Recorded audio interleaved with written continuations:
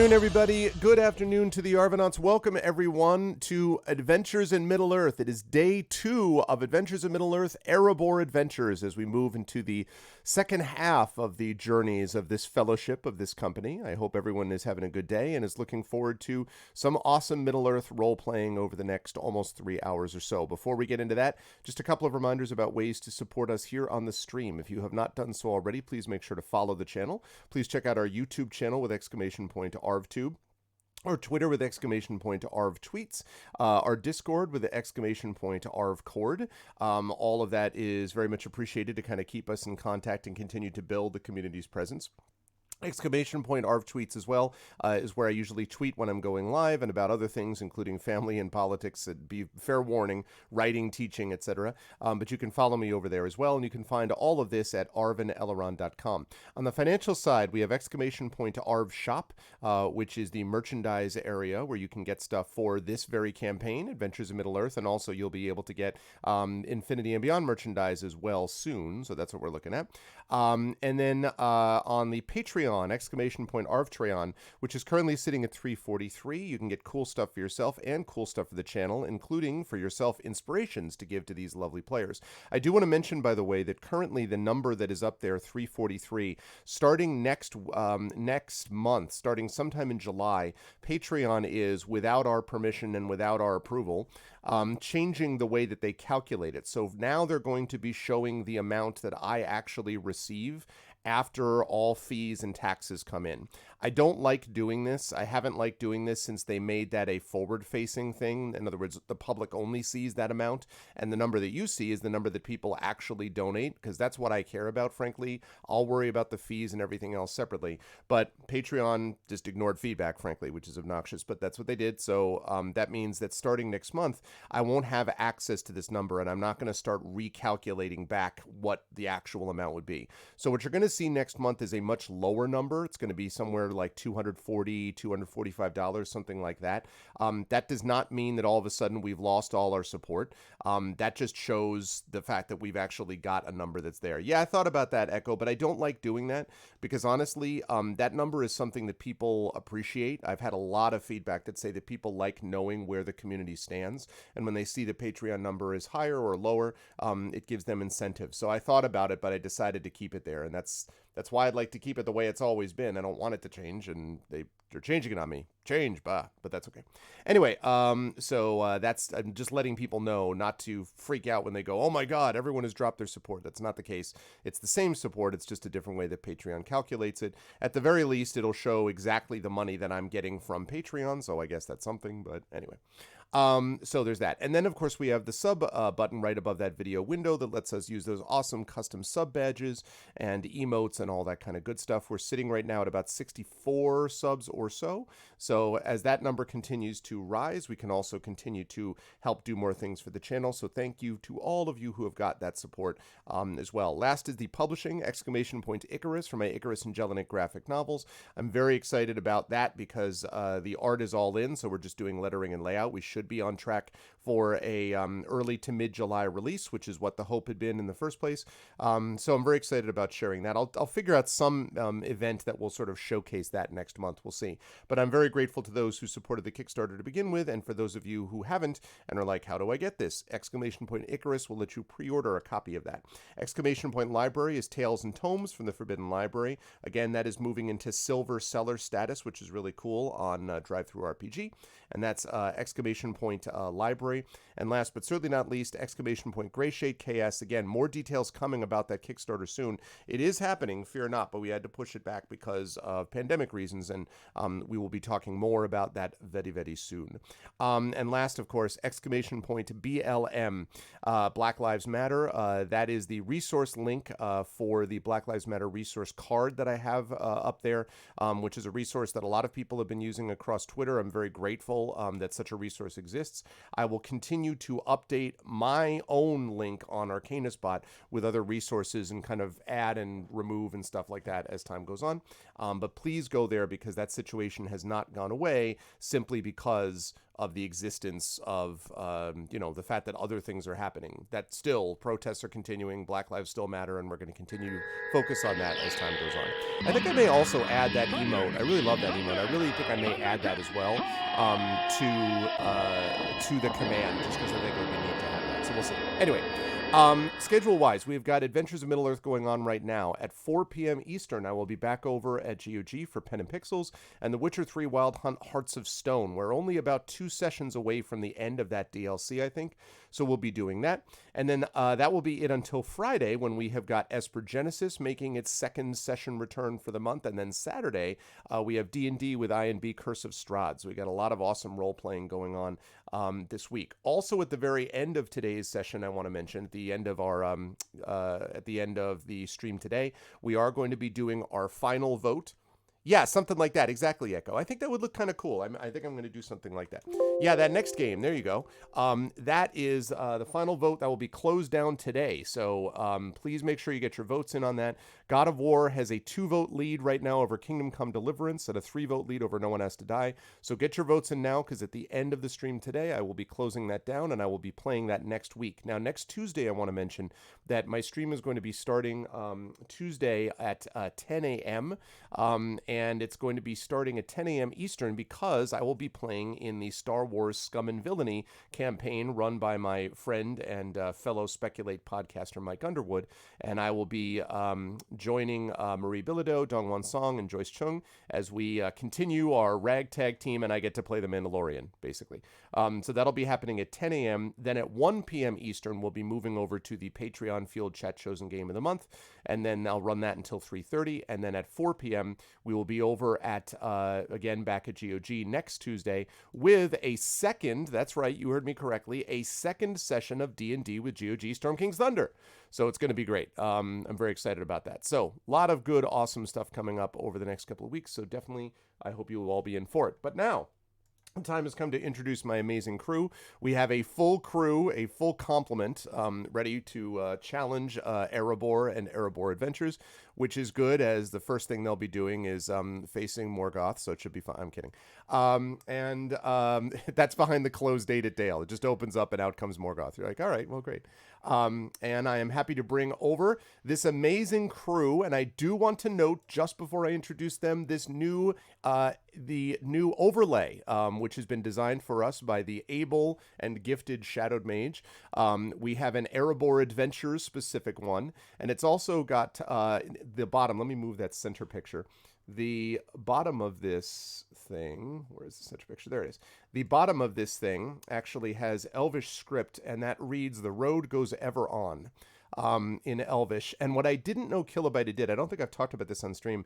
Kilobyte, of course, our dear departed friend Kilobyte, did our previous overlay. And in Elvish script, what I didn't know he had written was he had done the Elvish version of Arvin Elrond is great, or something like that, which I had never known he had done. That was this nice little Easter egg that Shadowed Mage actually found out. He's like, I wonder what that script says. And he figured out that that's what it had actually said. And Kilobyte had never told me. So that was really sweet. And but what it says today now is "The road goes ever on." Shadow did a great job with it, so thank you, Shadowed, for keeping the theme, the feeling of that overlay, but changing it to a new world, which is Erebor Adventures for our amazing crew. Now that I have talked about him, I can now talk about the amazing players, and I'll start with the gentleman right below me, who is looking good and is wearing a, what is this shirt today? Well, I thought I had grabbed my backup Tawny Bear shirt, because my actual shirt is actually in the laundry. Actually, right in the now. laundry. But this is a Firefly shirt. Ooh, it's got the okay. dinosaurs with their blue yeah. gloves and Nice. and all that stuff. Yeah. Aw. Very sweet. And that, of course, is Tren Dane Sparks. It's good to see you, Tren. How is life with you, sir? How are you doing, and who are you playing today? Well, I'm playing Tawny Bear, the Hearth. Oh, excuse me. Let me get his full title here. Right, yeah. Because he has a title now. He has a title now. Thane Tawny Bear, the Hearthmender, dwarf friend.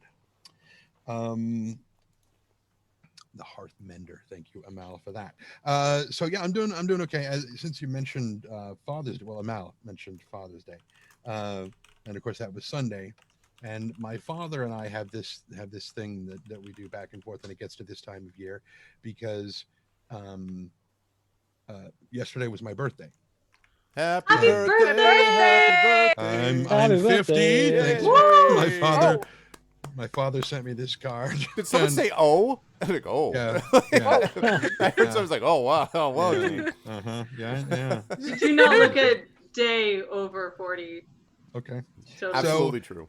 On Sunday morning, I sent him an email to tell him Happy Father's Day, and I said that, as then, so now, that 50 years ago, Father's Day was on Sunday, June 21st, and the very next day I was born. So I was his first Father's Day gift, and that's always been our thing, is that I was his first Father's Day gift. And so I sent him that on Sunday. I sent him that, on Sunday. Yesterday, Monday, the birthday card arrives in the mail, and he says, the calendar for 2020 in June is just like it was in 1970 when I came home from Vietnam. Sunday was Father's Day then and now, and you arrived the next day. So we did exactly the same thing with each other. This is the wholesome content I'm here for. Let me tell you, seriously. Right. Seriously, that's great. that's so lovely. Oh man. Now the card, of course, it has this big 50 and a little rabbit, and it says, age ain't nothing but a big ass number. And I looked at this and I thought, no, that rabbit's ass is tiny. And I'm like, oh no, the numbers are big compared to the. Never mind. It's just anyway. So yeah, I'm playing Tawny Bear the Hearthminder. That's his shortened title. Who is a Beorning master healer, who has now officially been forgiven for his crimes in the Battle of Five Armies, and he's feeling much better about that.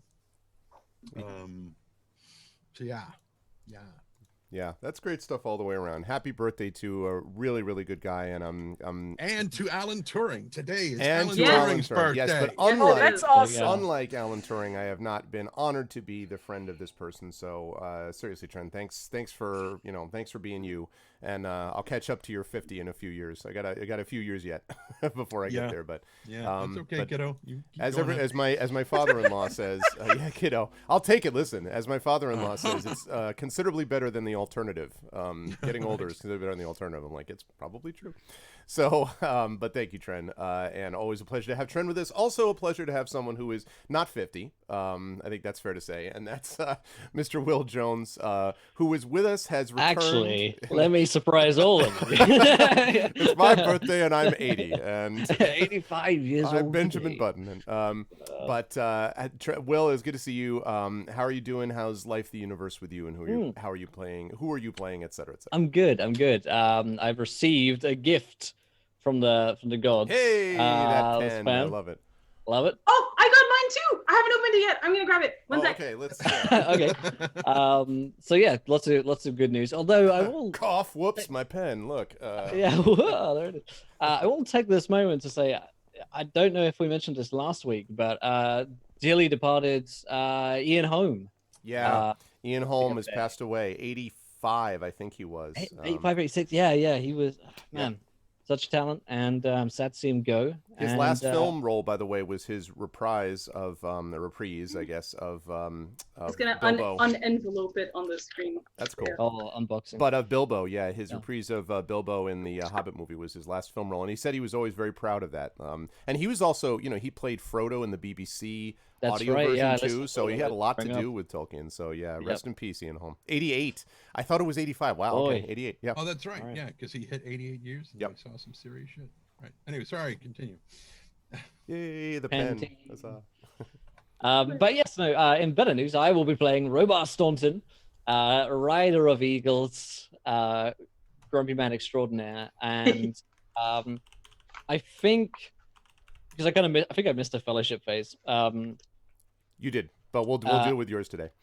Yeah, I think his thing is going to be sort of changing one of his traits from being the reluctant leader to taking some responsibility and accepting that fact that he can't get out of it now, so he might as well deal with it. He's excited. He's leveled up as well. Whenever a servant of the enemy attacks him, he gets an automatic riposte back nowadays. So he gets hit by someone.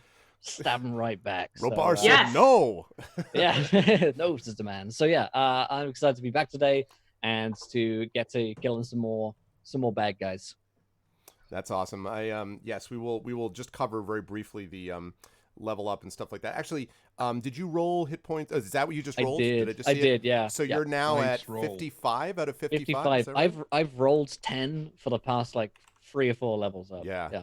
You are the toughness of one. Fantastic. Also, you didn't. I don't think you were here for this, Will, but I did want to mention because this was last week. I talked about it, but I did want to mention that it is your shadow points have been halved.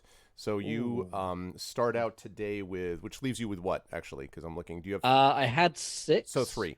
So 3, yeah. 3. So you start with 3 shadow points instead of 6. There is still shadow, but it is somewhat more distant based upon the rest that you've received. And that trait, we'll talk more about the trait adjustment in just a minute in Fellowship Phase, but we'll get to that in just a sec.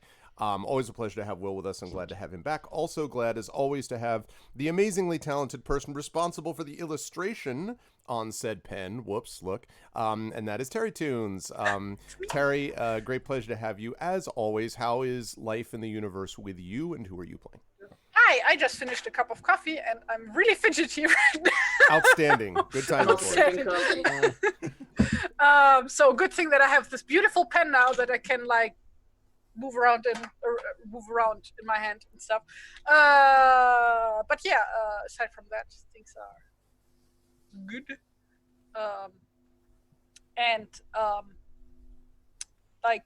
Last time Inge got a new title, which and then like I was like yeah, it sounds cool, but like it doesn't really mean much for her. So after the stream, Amal and I brainstormed stuff, and she came up with an amazing title, Home Finder. So her full title is now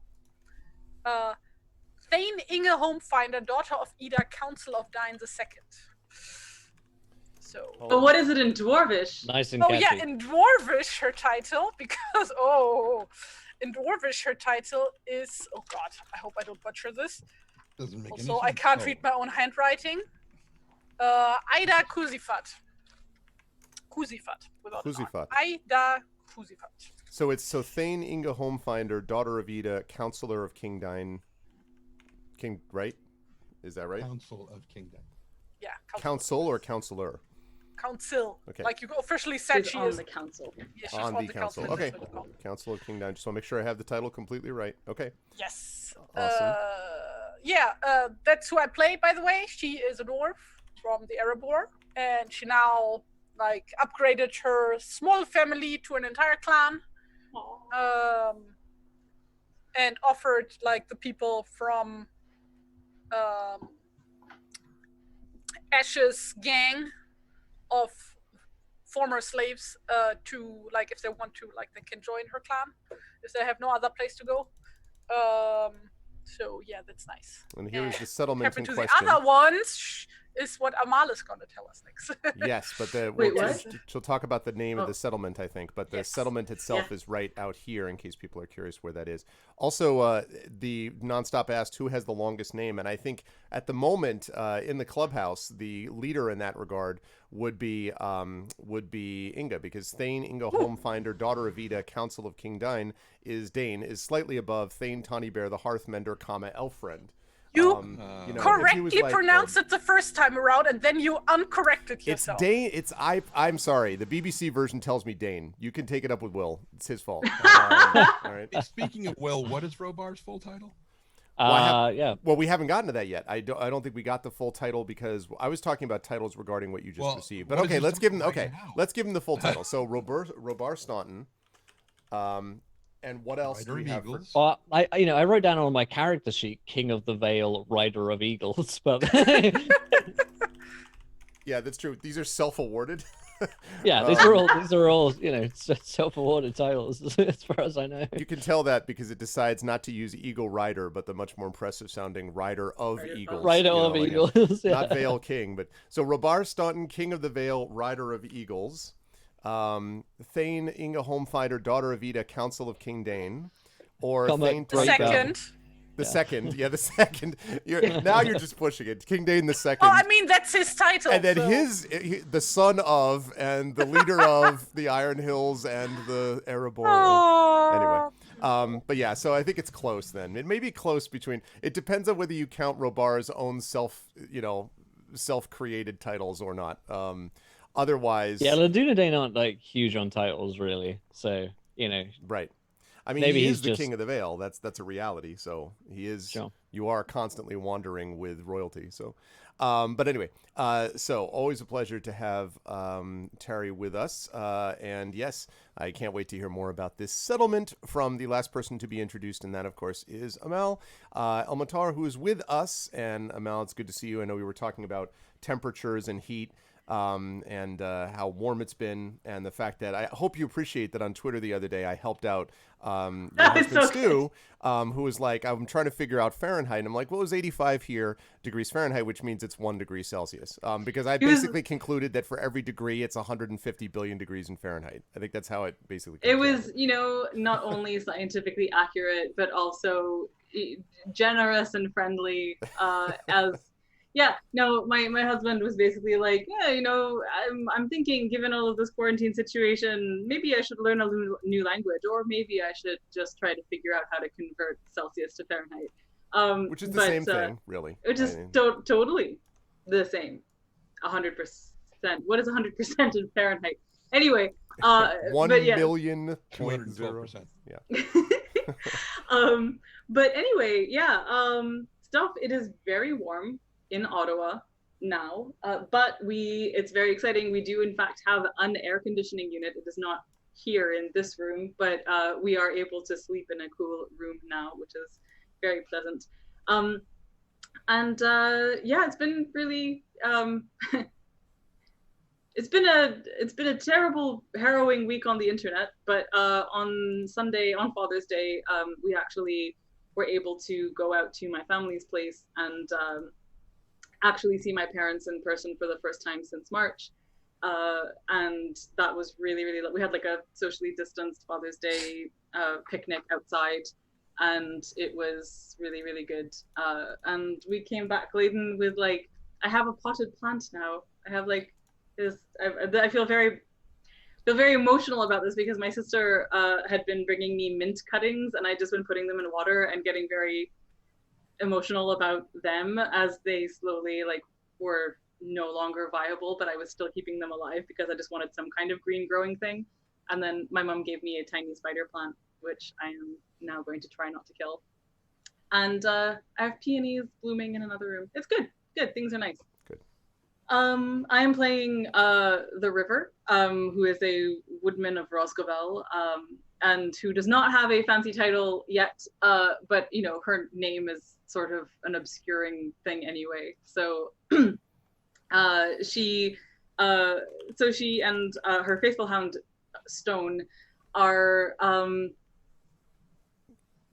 mostly helping in this fellowship phase to open up this new settlement for her girlfriend's unenslaved people, and we through Tawny Bear's generosity, giving a tract of land to them that he received from King Bard, we have named it, also thanks to Tren, the Haven at Midway, which I think is a deeply so awesome. Beautiful name, and just absolutely lovely. So it is a place where many people of many different backgrounds can mingle and make lives together, and sort of rebuild together.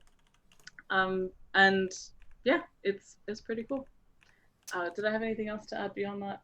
I think last time during our fellowship phase, we, in our level up, River can now attack twice per turn, which I am very excited by, because it means she can do double axe damage on more than one person.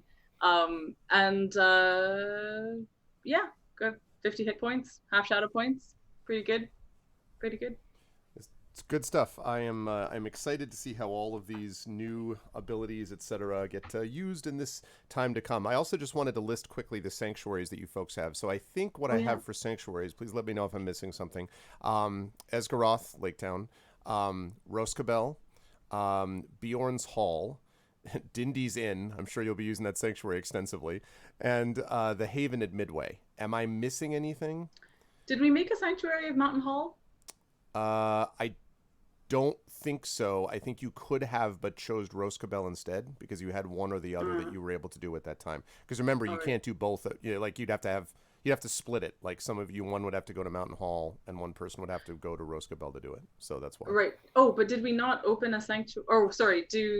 Did you say that the places that we open up on the land that they're given count as sanctuaries? Yes. The Haven at Midway is a sanctuary. It's a sanctuary, and so is Asgaroth, and so is Roscabel. But so is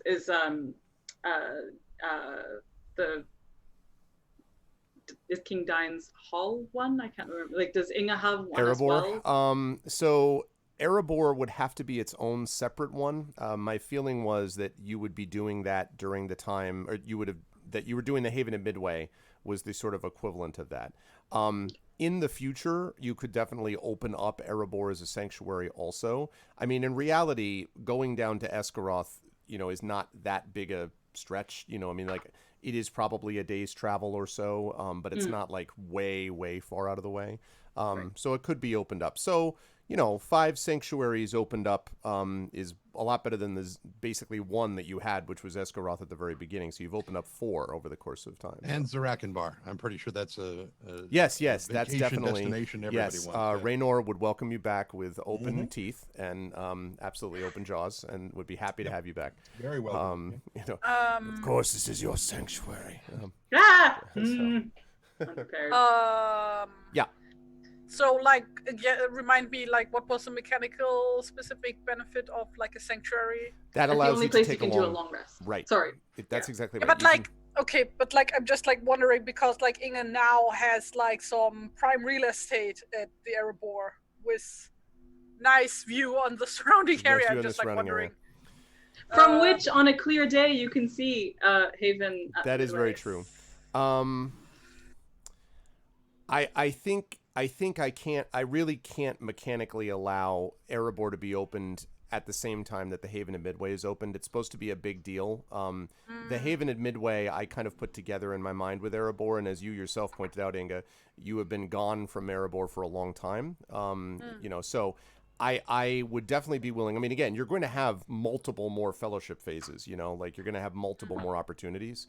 So, yeah, that's what I would say is that I don't want to do that mechanically because you've already got these other ones that you opened up. I love the Haven at Midway name and concept. Everything about it is great. There is a rumor that there may even be some heraldry done for that place down the line. There may even be, I don't know who among us would have any illustration abilities or the ability to interest in heraldry. I was about to say that, like, really narrows it down. Can I seriously just take a moment to appreciate how wonderful this pen is? Like the weight of it in my hand. Right? Yeah. The weight is so good weight. Got a good heft. It does. It has heft. You could stab somebody with this. Exactly. I will. Well, whenever I start to write something, I'm just like, for the company, whatever. So I hope they're not taking the hobbits to Isengard, Hilmus, but it is a great pleasure to have them with us. Yes, sure. Go ahead. Yeah, like last time you mentioned that there's a possibility of changing the background thing, right? I don't want to change my entire background, just like the despair part, because I think that chapter of Inge's personality is done and dealt with, character growth and stuff like that. Yes, although didn't you do something already in the fellowship phase? It wouldn't make a mechanical difference because it's just the despair. These don't make a mechanical difference, I think, but it is I think we had talked about changing one element that didn't make any sense anymore. But I can't remember. Right. Well, because the thing is that even it does have a mechanical. It may or may not have a mechanical effect down the line, the changing of this, but it specifically lists the idea of changing or gaining a new trait, altering their distinctive feature as its own fellowship phase thing. The reason I'm being so hardcore about this is because the fellowship is very powerful, phase is very powerful, and is specifically designed not to be just kind of we do a bunch of stuff at once. So I already kind of, with the shadow point reduction, already kind of added something that normally wouldn't exist. And I'm doing that because it's between adventures and because I'm lore master, so I can do what I want. But for this, I'm not inclined to do that either, although I think after this, I'd say after this you can absolutely do that. I guess the point that I'm making is the trait will have a can very much have a mechanical effect down the line. There are, for example, characters that in certain adventures, characters with particular traits might be more susceptible to or benefit more from events in the story than other ones who did not have that trait, for instance. I see. So, yeah. So I'm going to say, please keep it in your back pocket, and we can definitely do that on our next fellowship phase, but I don't want to do multiple things if I can avoid it. Okay, so let's see. So I just wanted to bring about... Yeah, exactly, Rudnell. How Carlos instantly went to, I could kill someone with this pen. Yeah, well, that's Carlos. That's a classic Carlos. Okay, so in our last session, we had a fellowship phase where we spent a lot of time leveling up, gaining titles. We've already talked a little bit about that. Tawny, who feels as if he has been officially forgiven now, and so there is kind of a weight lifted off his shoulders as he goes forward. He now has 48 out of 48 hit points and has 3 shadow points. And so, which was reduced from 6, right? You had 6? Okay, and it was down to 3. Okay. We have the River, who is a woodsman of Woodman of Roscabel, a warden. 50 of 50 hit points is down to 7, which is an improvement. It was at 14, but had it halved. Yes. And the River, during her last fellowship phase, was able to... You were the one who actually opened up the sanctuary, was it, or no? Opened up the haven Tawny... wait. Okay, no, here's the thing I want to clarify. I'm pretty sure you said last time that receiving a title and a tract of land meant that the tract of land was a sanctuary. Yes, that's correct. That's right. Yes, that's okay, right. So that's the thing. So it was Tawny who did that, but, River, in-game assisted with... Oh, that's right, because Tawny gave that to the... Okay, I remember that. Exactly. Now. Okay, that's right. So he gained the title. Yes, gotcha. Because it was the easiest way to solve the decisions we were trying to make. That's right. Exactly. Okay. The trait change that River had is that she is now, instead of doomed to die because she has died, she is now an emissary of her people. That's right. And the people in question are the people of Haven. Yes, that's right. Okay, I remember that now. The Haven and Midway. In fact, I should probably see if I can put a little title so I don't forget about that myself. I have it in my notes anyway, but all right. We will put... We'll make that smaller. There we go. Haven at Midway. I'm realizing I cannot stop looking at this because it is so pleasing to be able to see all of the characters on something that I can hold in my hand, instead of trying to squint at my back when I'm wearing a shirt with all of them on it. And it's just so it is lovely. great to see them all sort of assembled. Oh, which reminds me, I didn't put up the wonderful, that same illustration on the crew on the stream. There is the crew. Haha! There it is. Sorry about that. Terry's illustrations should be featured at all costs. Yes. Sorry, if there is a possibility of making a poster of this, I'm sufficiently nerdy to want to make a poster of my D&D crew and put it on my office wall. Well, I mean, I did send you the high-res files back then, so you can just go to I your can just local print coffee it. shop with Yeah. You're right. We should get them all on a scarf on the store. On a scarf? That I actually, I do, I am excited to see what happens in people when this goes viral and everyone's like, I want to totally do, I want that thing too.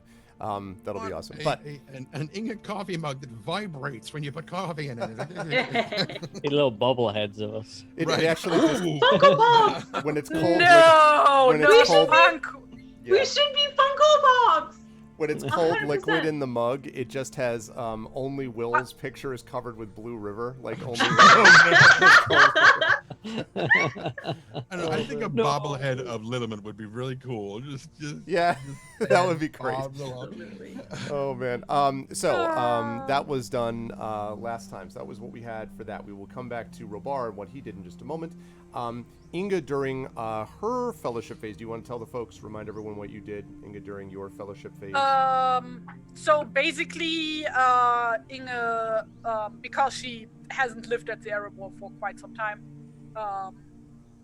and now has returned, and basically she didn't have a regular job at this point, so Dine was like, hey, you are like great at doing battle things and stuff and fighting and things. So he was like, hey, how about you join my court and like train troops or something like that. So basically, she that's how she became a Thane, effectively.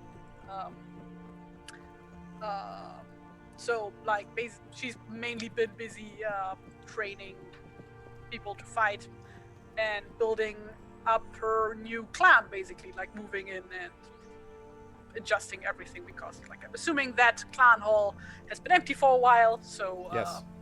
And aside from that, once the haven at Midway was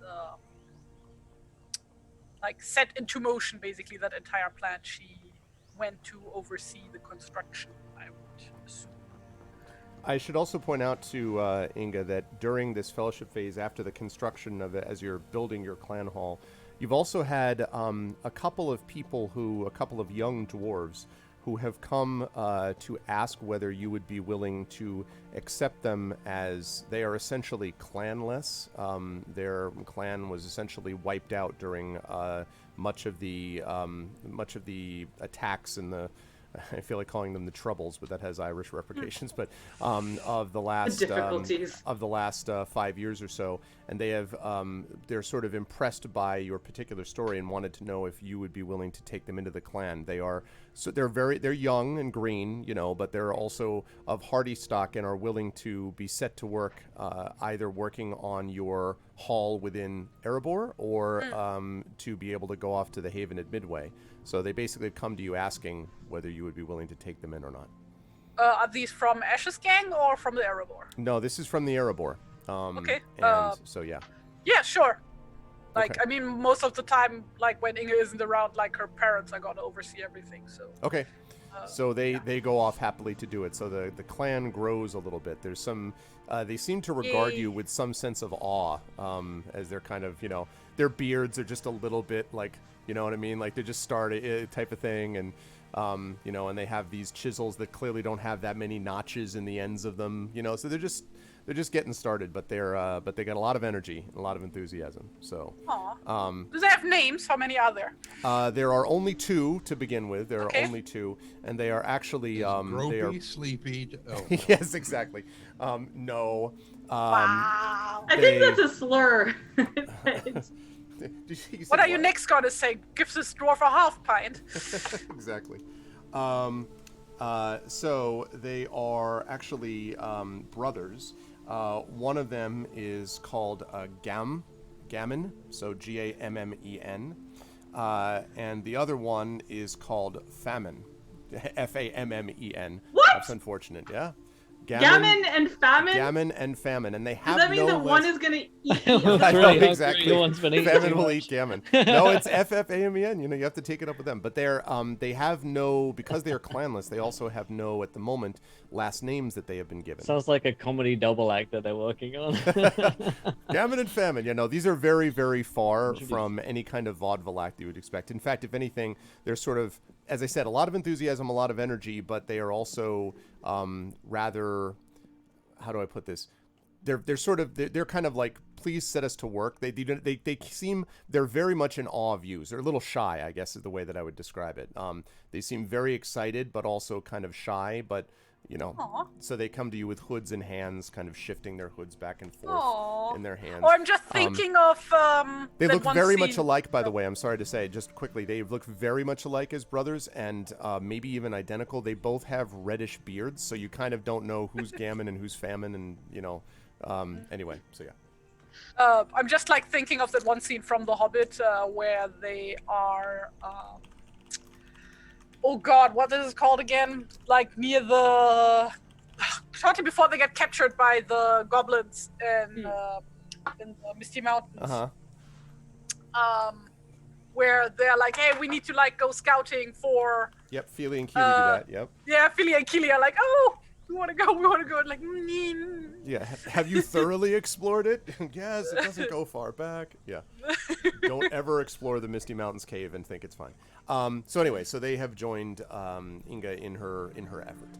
And that leads us to the River, who during her session, I'll ask the same question, I guess, of you, River. What what were you spending most of your time on for the folks who were not here last session during your fellowship phase?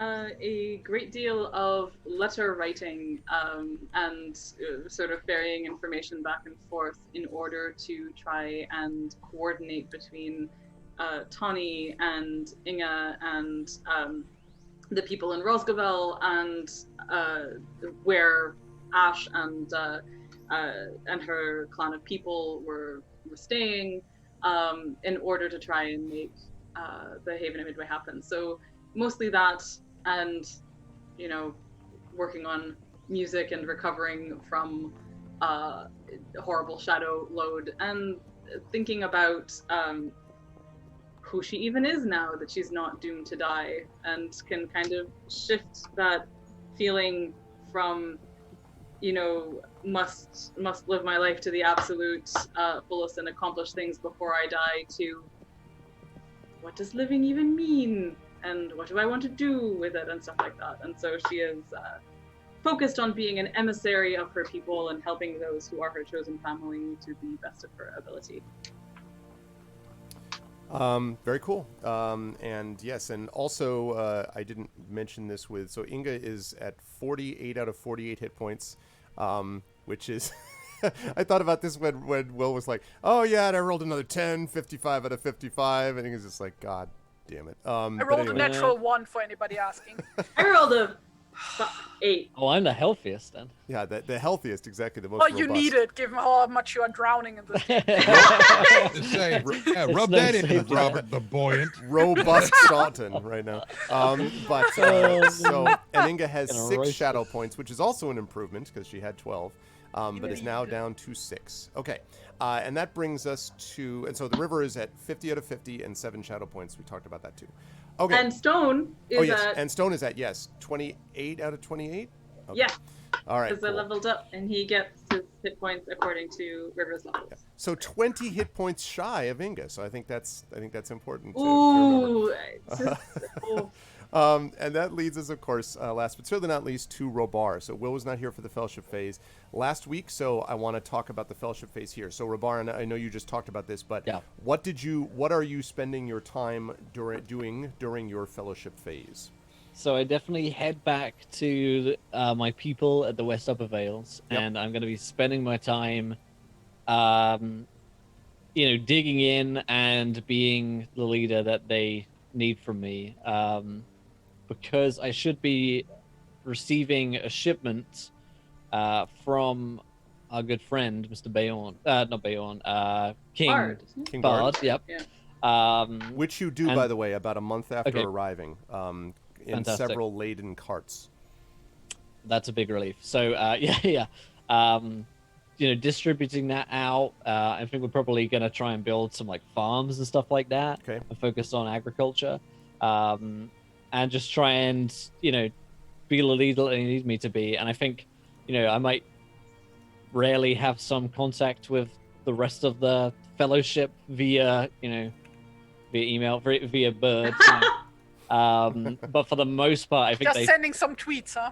Yeah, exactly. Very good. Well done. Nice. But I think for the most part, I like that tweet. No one really necessarily heard from Robar unless he's been, unless they visit or, maybe he gets a message out here and there, but he's going to be very busy. Okay. I imagine River has probably visited at least once, and is taking her emissary role quite seriously and stuff, and going to check in on everyone.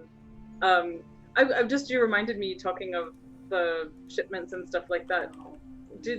Was there supposed to be was Bard sending something to Rosgabel as well? I sort of vaguely remember that in the same audience. Yeah. Okay. Yes. Cool.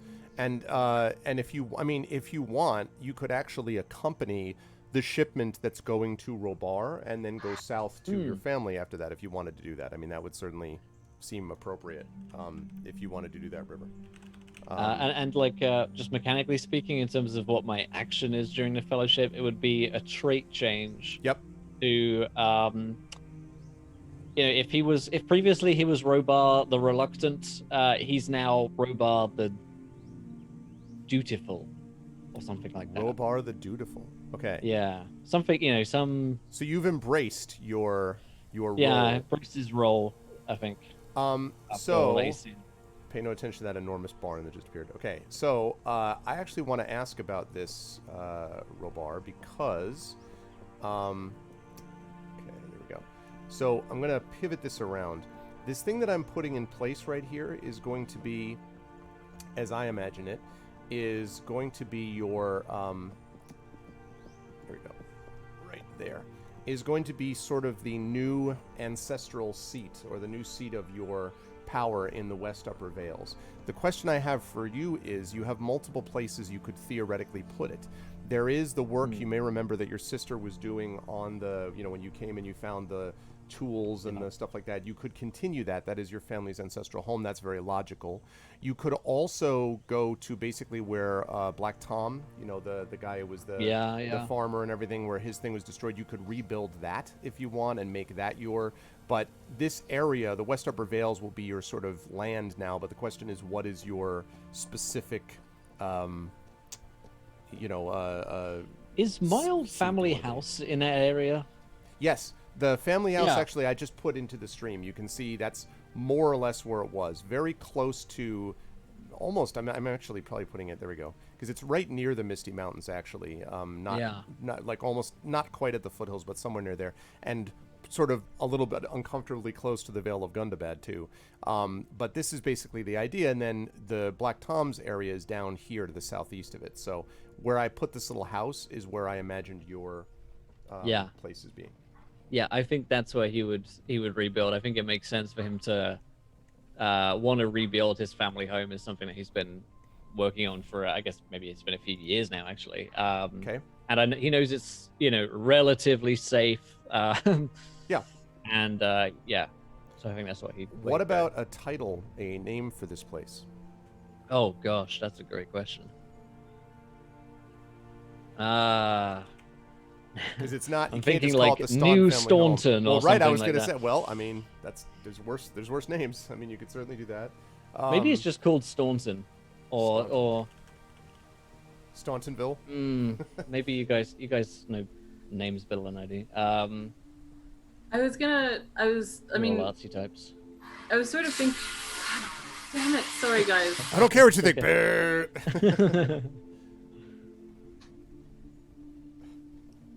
I think I'm gonna canoodle in the chat a bit. So sorry. Okay. I think it probably started out being called Staunton Town, and then people just gradually shortened it over and over again to Staunton. Staunton. And it just kept getting worse. Staunton.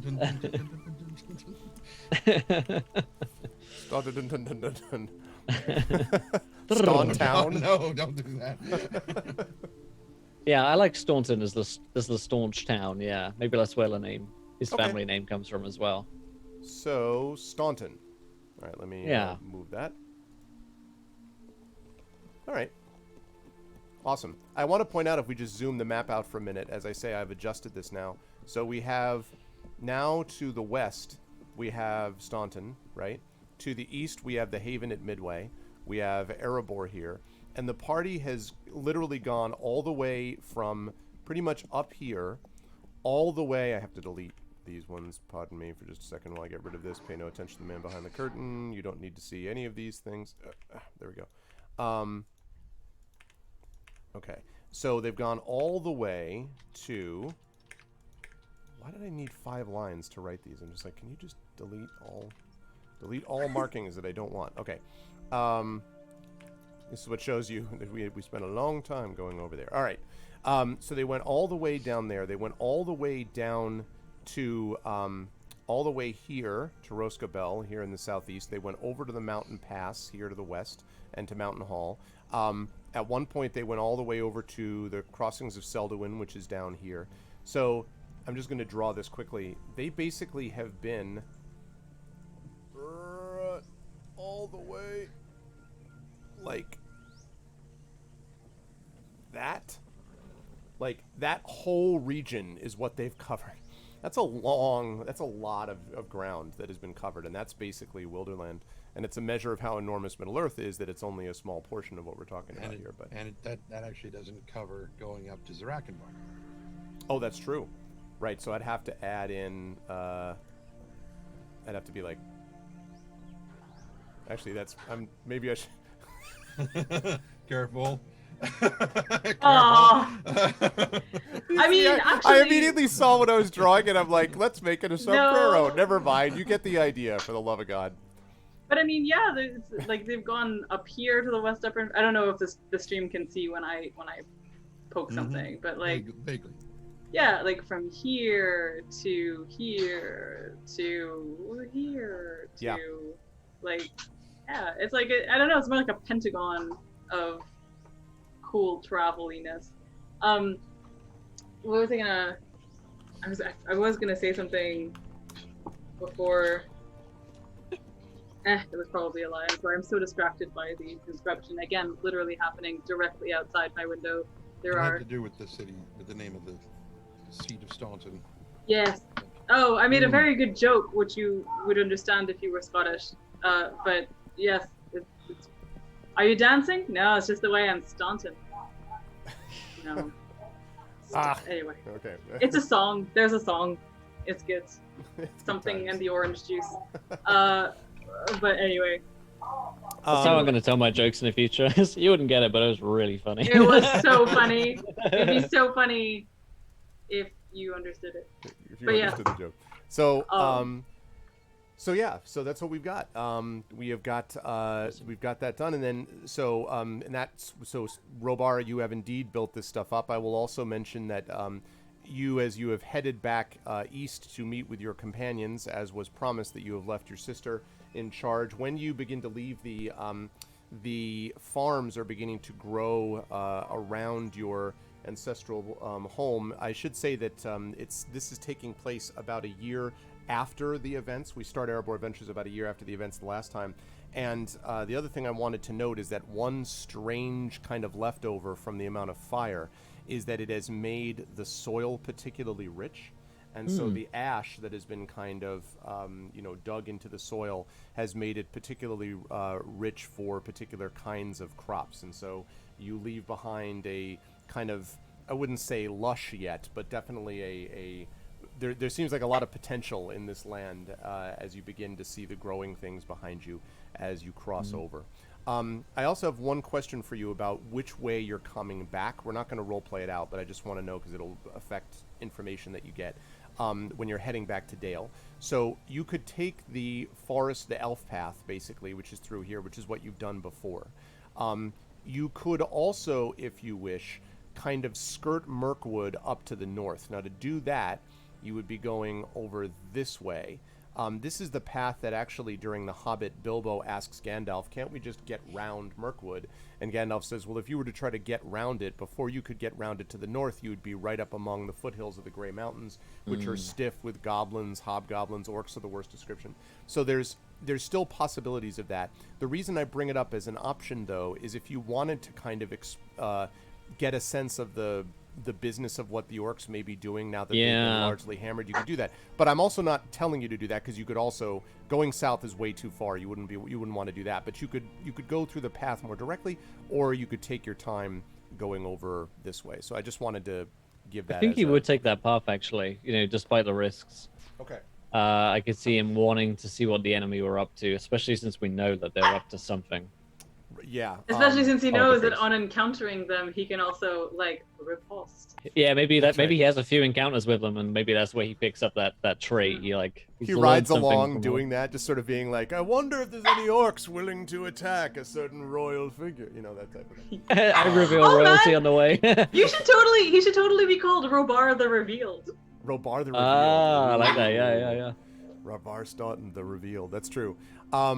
So as you are making your way with just yourself, are you bringing any retinue with you? Do you have a couple of sure, yeah, guides a couple or soldiers or a little retinue perhaps, yeah. So as you're making your way through these right along the northern edge of Merkwood and the Grey Mountain Narrows, this is a difficult land, and under certain circumstances it would call for actually shadow points to be potentially added.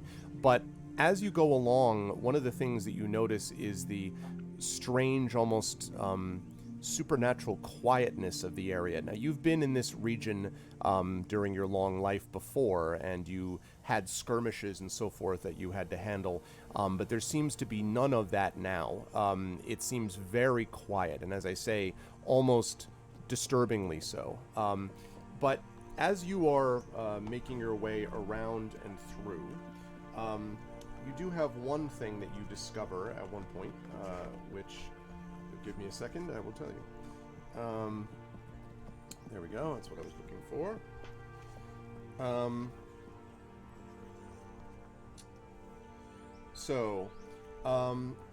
As you are making your way through, you notice here the tallest peak, which is roughly about here. Nope, sorry. Nope, never mind that. Forget that you saw anything like that. Not that. Okay. This. So this tall peak right here. Now this peak is known as the Gamelberg, the Hoary Mountain, Hoary. It is a mighty height which sort of towers about some of the surrounding peaks. And it takes its name from its snow-capped summit, which often appears streaked with gray as the limestone surface is revealed by strong winds or by the warmer seasons thawing. And you know that centuries ago, men living in the north used to test their courage by climbing the mountain's sheer southern face. And stories tell of a throne sitting atop a high terrace carved in the gray rock by the north wind itself. So on one beautiful early afternoon, as you are passing along, you're right about here, and as you look up to the north, you can actually see Gamelberg, the Hoary Mountain, and you're able to see from the top of that peak something which is clearly glinting in the light. Now, as I say, you've seen snow on the covers at the top of it before. You've seen gray on the top of it before, and there is the supposed throne, this large throne. Obviously, it's too far away for you to see that, but there is clearly something glinting. Who knows what? Metal, glass, but something glinting off of the peak as the sun strikes it. And both of your two companions kind of pointed out to you as well as you all rein in your horses, and you're kind of looking off there to the north. What do you think that is? I don't much know, my lord, but I've never seen anything like it myself. They say that someday the true king will return to that throne, you know. Perhaps we should take a look. It's not too far off the path. To climb it, though, my lord, would be impossible. It'd be weeks. But we could, well, and this soldier kind of looks at his younger companion, who sort of stirs nervously in his saddle, and they say, "It's all your decision, my lord, of course.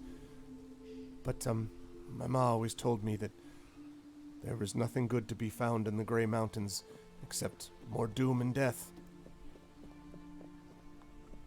And the older man kind of looks back at you and shrugs and says, "On the other hand, Lord, maybe it's time to build new history. That's what you're doing yourself." It is.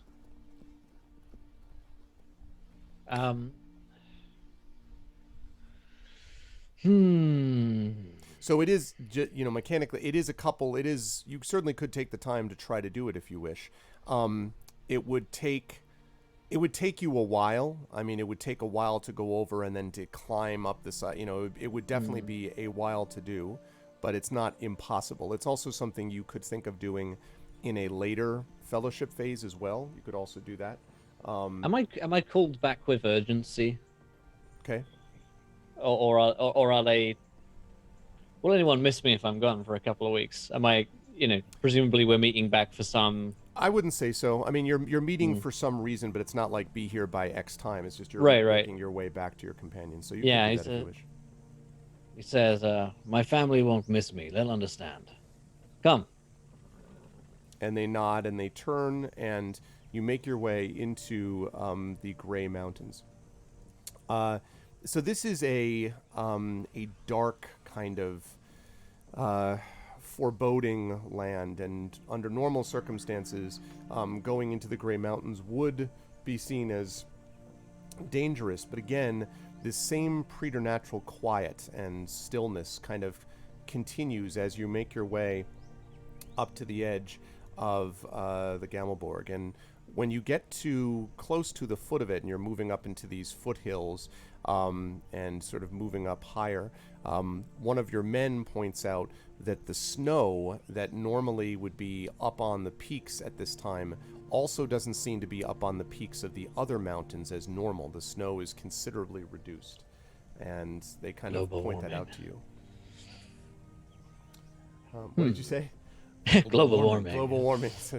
There was a lord, Climate Chanje, which said that... He'll take note of that and say, something's wrong about all of this. It's an unnatural quietness upon the land. I was expecting the comings of goings of many orcs. Perhaps they've run, my lord. After the defeat of the Gibbet King, perhaps they've realized there's no reason for them to spend time and show their foul faces here anymore. Perhaps. Or perhaps something greater calls them. They kind of look at each other nervously. The horses themselves seem uneasy under you as they proceed. And there comes a point where you're going to have to sort of leave the horses behind, although there is a path that leads up part of the way up the mountain. And you still see, I should say, over the days that you're approaching this glinting. The glinting continues to be there every time the sun is out and striking it. So when you get to the foothills, you get to a point where you have to sort of leave the horses behind. You have brought enough rope and so forth that you'll be able to make your way up the side of the mountain, but you'll need to make a couple of checks to sort of get up there. So I'm going to ask for 2 athletics checks, basically. Your companions will aid you as well, but yeah. Just tie them together with a length of rope and just chuck them up the mountain. Yeah, I think it's a good idea. Living hooks. They just...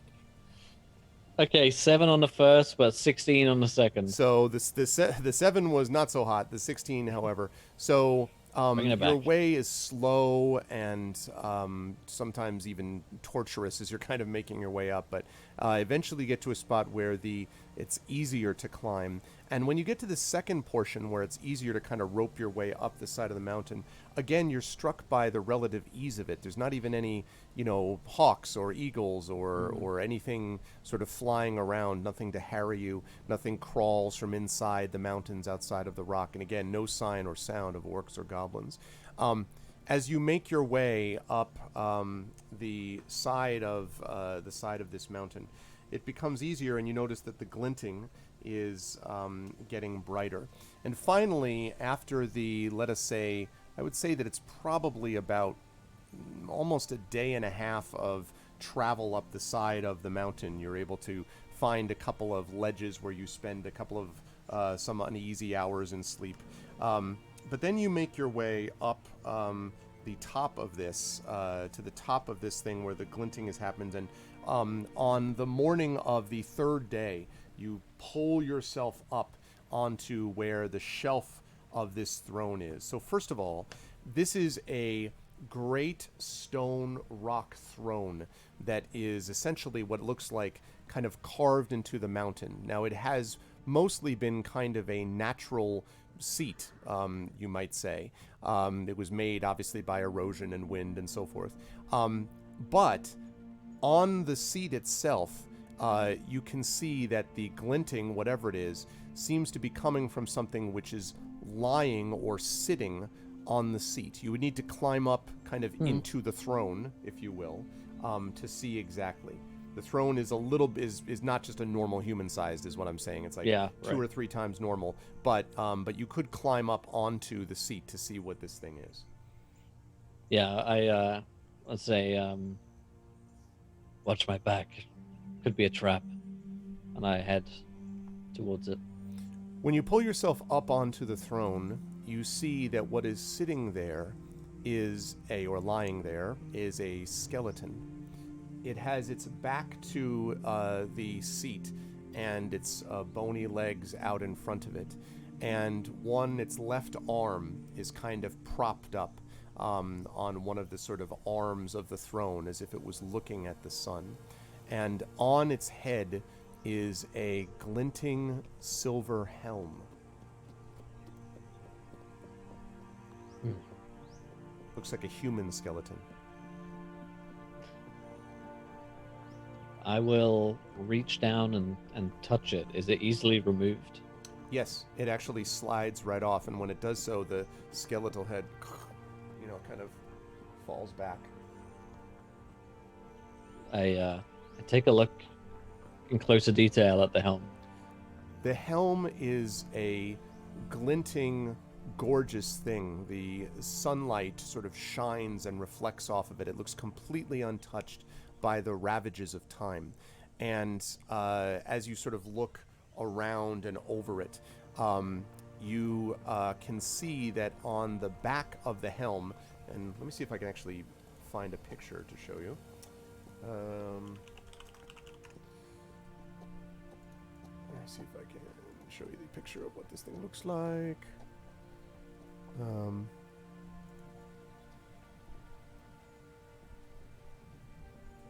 Yeah, okay. Well, there's one that doesn't have... Let's see. I have one, but then it has these enormous horns, which is not accurate. I don't want to show that. Okay, this is probably pretty close, I think.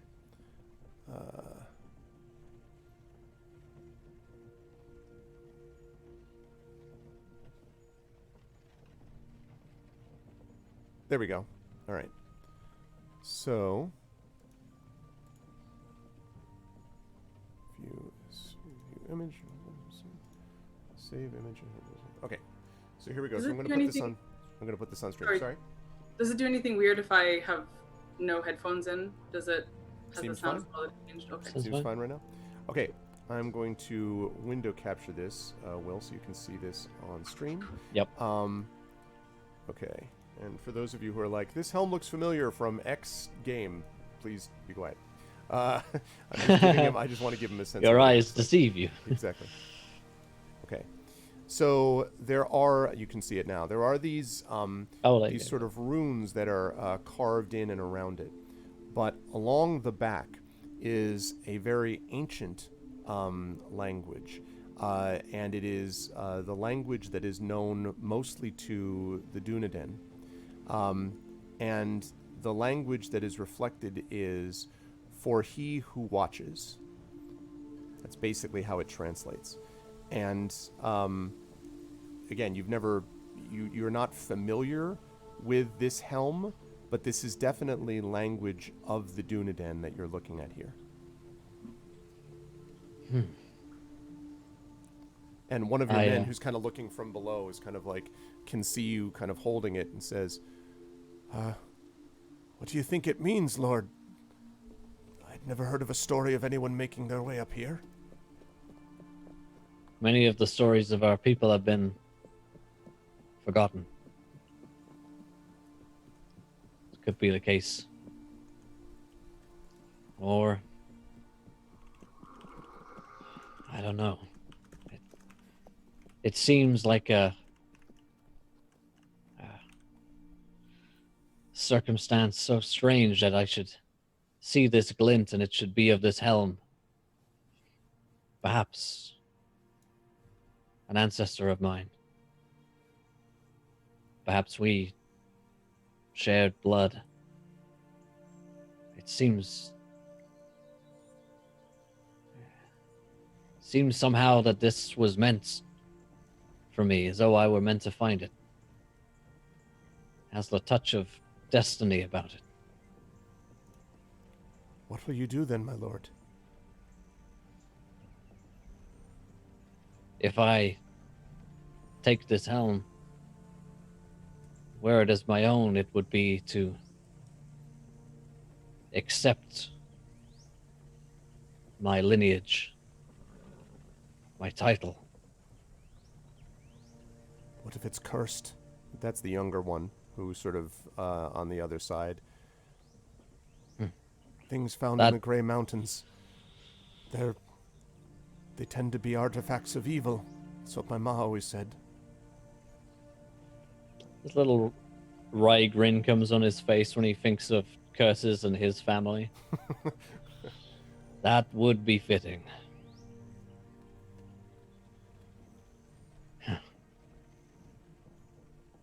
He takes another look at it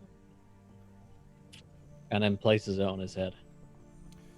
So, when he places the helm upon his head, it fits perfectly, first of all, and there is a moment where you have this strange experience of kind of looking out, seeing the kind of the sort of limitations of the your vision is slightly limited to the side, I guess. However, since you're still on the throne and you put this out, you suddenly have this vision as if your sight has been cast forward, and you are now able to see for hundreds of miles into the distance. Suddenly you can see all of Merkwood laid out before you, and you feel almost as if you're on the back of an eagle, kind of flying, as you recall coming back the other direction when you were going to save your sister. This feels like you're flying over the forest itself. And eventually your vision goes all the way down until you find it slowing at this evil-looking fortress of angles, of darkness, of all spires and points and sharpness. And you know that you were looking at a place that you have visited once, at least, in your dreams, the fortress of Dol Guldur.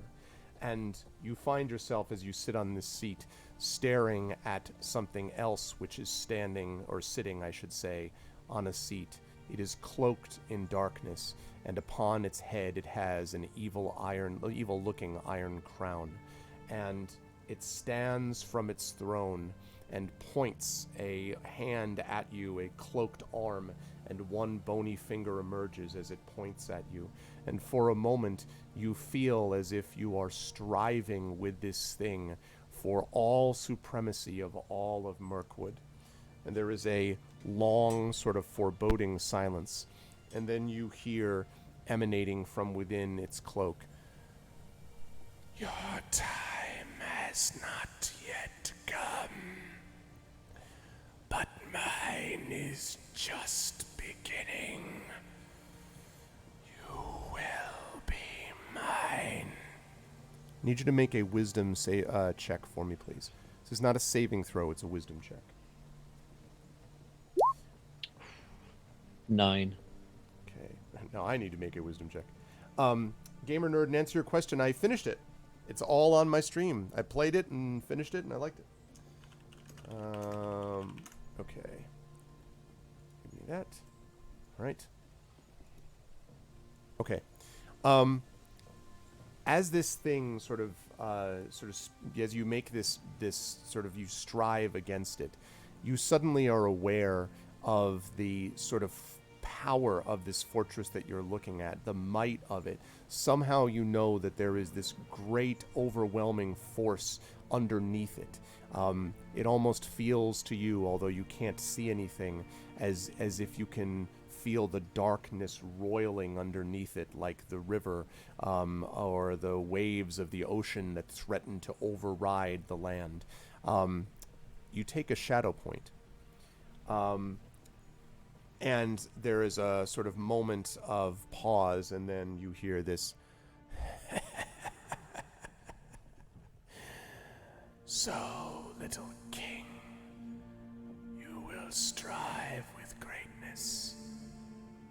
There will be no one for you or your friends when they die like bones bleaching in the desert sun.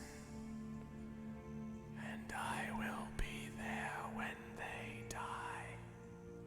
Okay, one more wisdom check, please. Roll high. 15. You feel this darkness, but then beyond it, there's a moment where you have this weird, your double vision for a second. You almost feel like you're back into yourself for a moment, and below you can see your two soldiers sort of looking at you anxiously.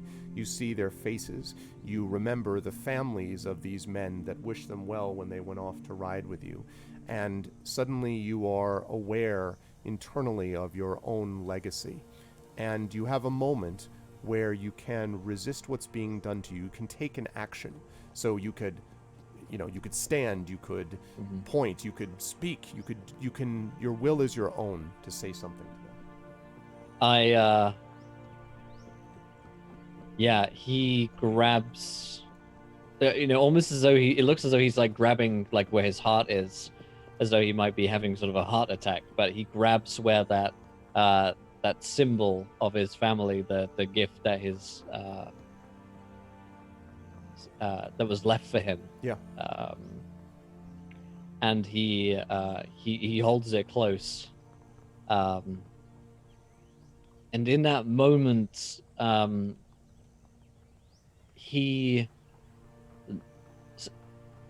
despite the resistance and the fight within him, a part of Robar knows that this creature will be responsible for his death.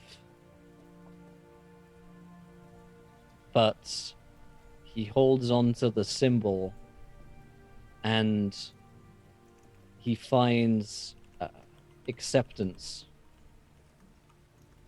and fortitude, because he knows that if the last thing that he can do is to protect his friends and save them and the people, the two men that are in front of him and their families, then it will have been a life well spent.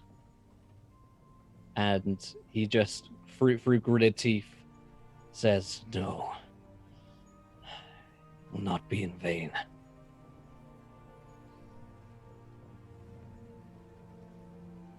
And the creature slowly sits down and puts its arms up on the two arms of the throne that it sits in, and says, "I will be waiting. I will be waiting." And suddenly, you find you're kind of like flowing back over, the backwards, essentially reversing over Merkwood, and then, and you're back sort of in yourself, looking down, and your two men are looking at you, and, Lord, are you all right? You spoke, sir, in your dream.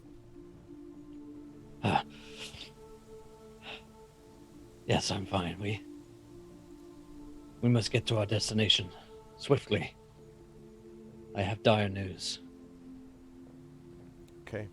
Now, I will tell you mechanically that the helm that you are wearing, in case you're curious, is not cursed. It is a great helm of the Dunedain, though. Of course, you don't know the details yet. You may have to find lore masters to know more about it. But it means that you have 1 added to your armor class. And it also means that when you face servants of the enemy will be more aware of your presence, but they will find it harder to strike you down. So you have +1 AC period, but you will, against these creatures that are creatures of shadow, essentially, will have an additional armor class against them. So you'll have +2 against these creatures of shadow and +1 normally. But it also means that while you are wearing it, you will be more visible to them. I don't want to make it sound like a ring thing, like where they can say, it's not like that. It's just that they're sort of drawn to, it's a threat to them. And so that is the deal of that. All right. Also, I think, Amal, you might be muted. I don't know if you were talking. I just said moths to a flame. Moths to a flame, that's it. Yeah. But cool helm. Cool helm, bro. Cool helm, yeah. And yeah, let me actually. Hey, is that helm shallow, or is the helm deep? I'm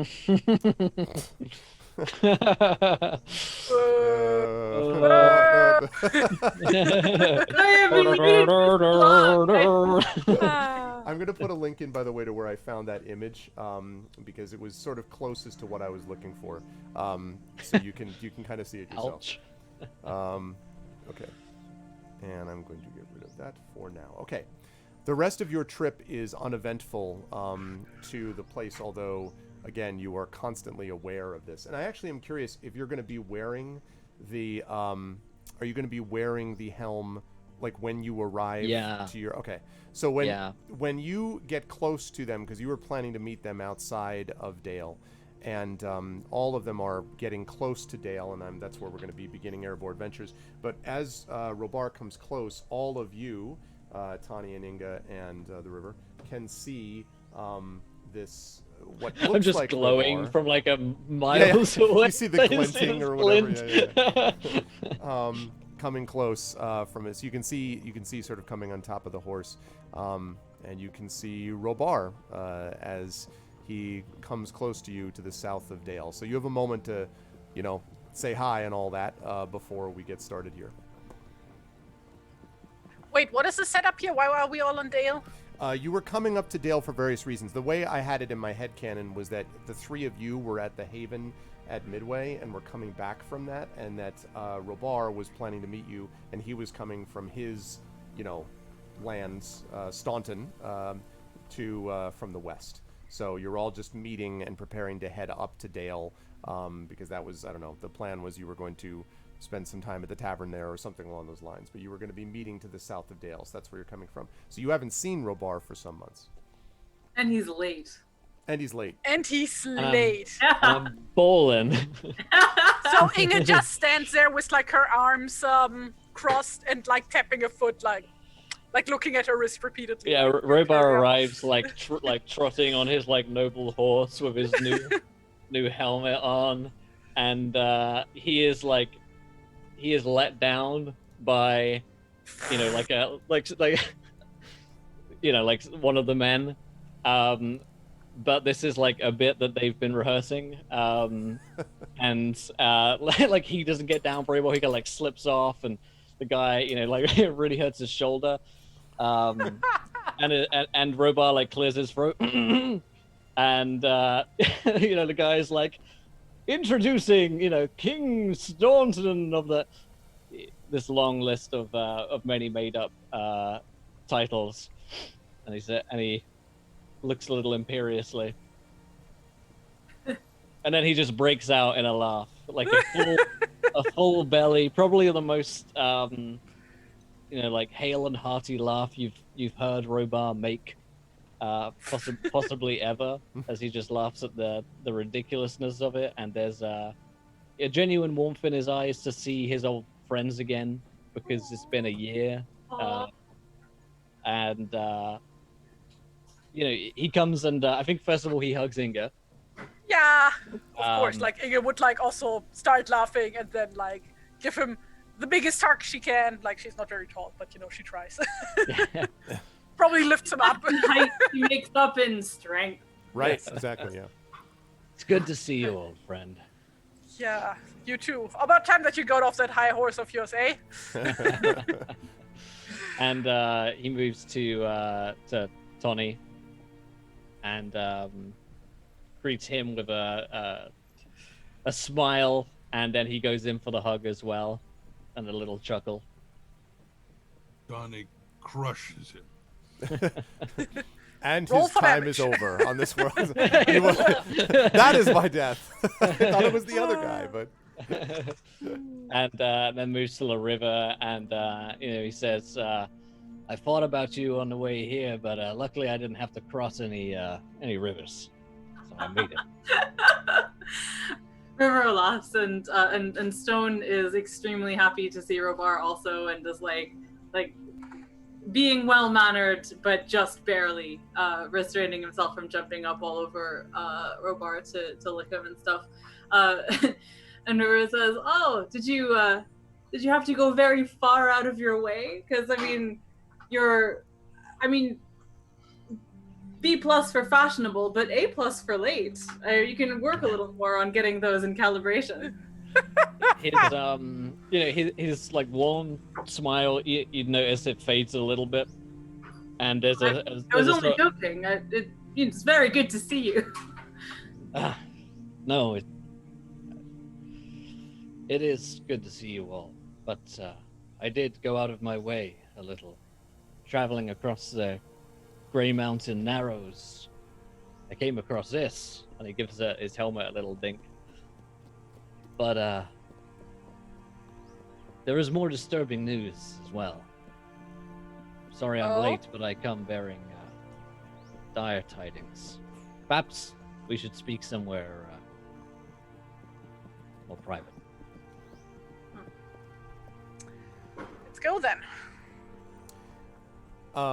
So you turn to do that, and I should mention, by the way, that we are in the end of the summer, August, of the year 2957.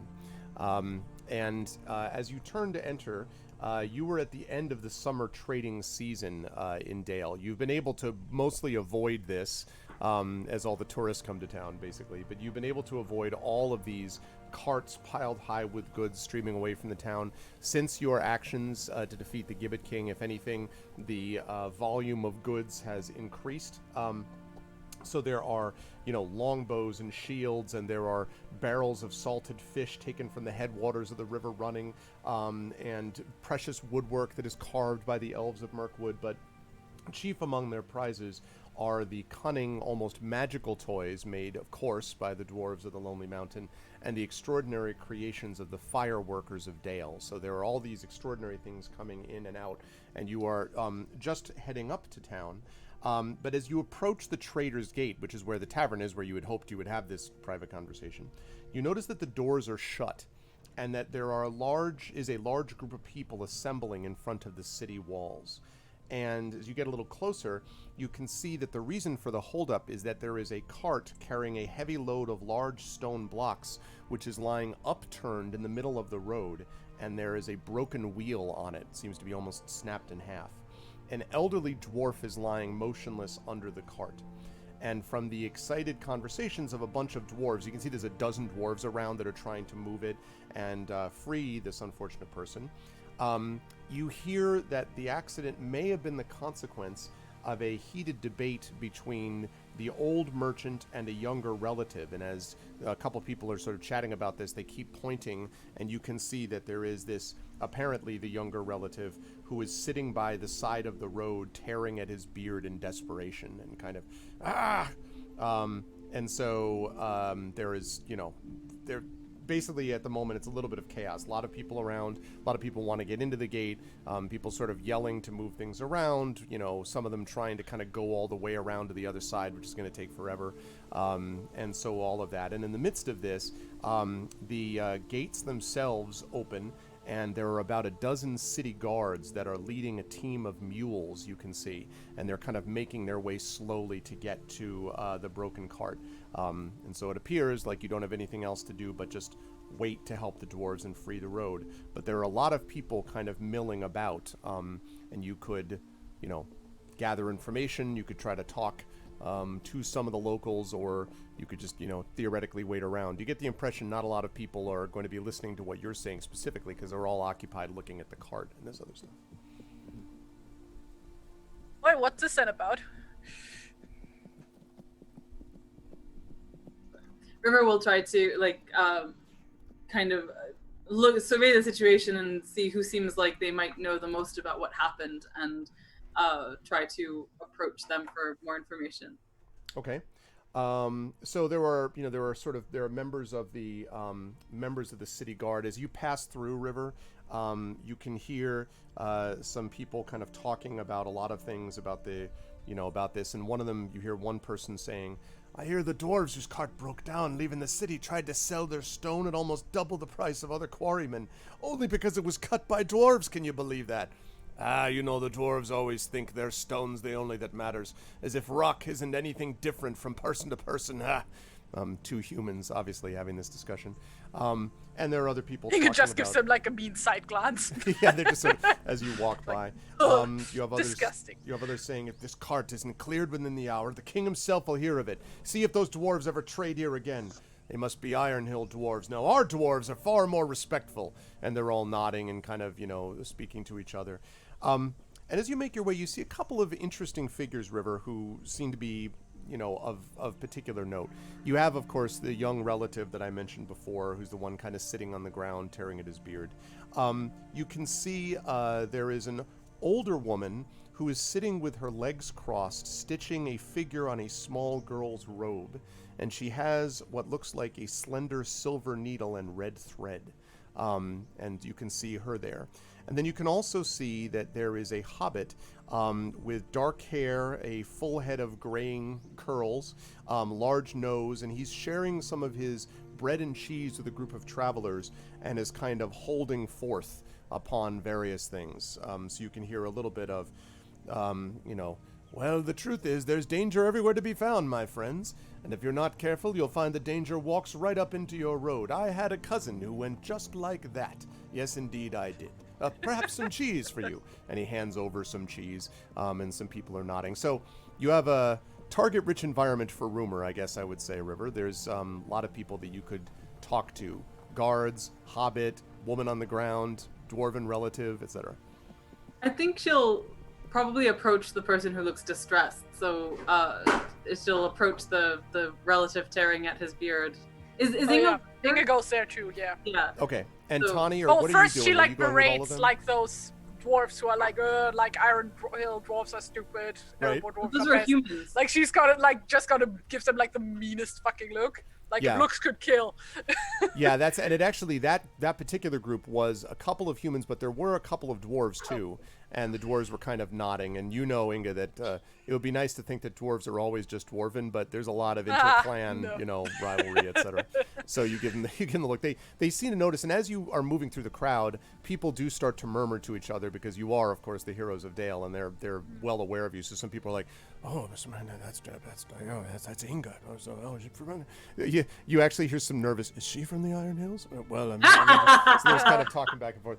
And who's that? I hear that's Robar. That's Robar Stott. Oh, is it Dunedain? Longshanks. And the woodsman over there. You see with the that's better. It's a bard. Yeah, just sings. And then who's the big one? It's like, oh, it's a Bjording. Oh, it's you, That's Tawny Bear. He's a healer. Remember when the poison? So they're all sort of murmuring at each other as you pass through the crowd. Tawny, what are you doing with him? You said there was a dwarf who was lying unconscious, right? The dwarf is underneath the cart. There are like 12 dwarves plus guards, though, all trying to pull the cart up and off. You don't know how much you could do extra to help that guy, at least at the moment.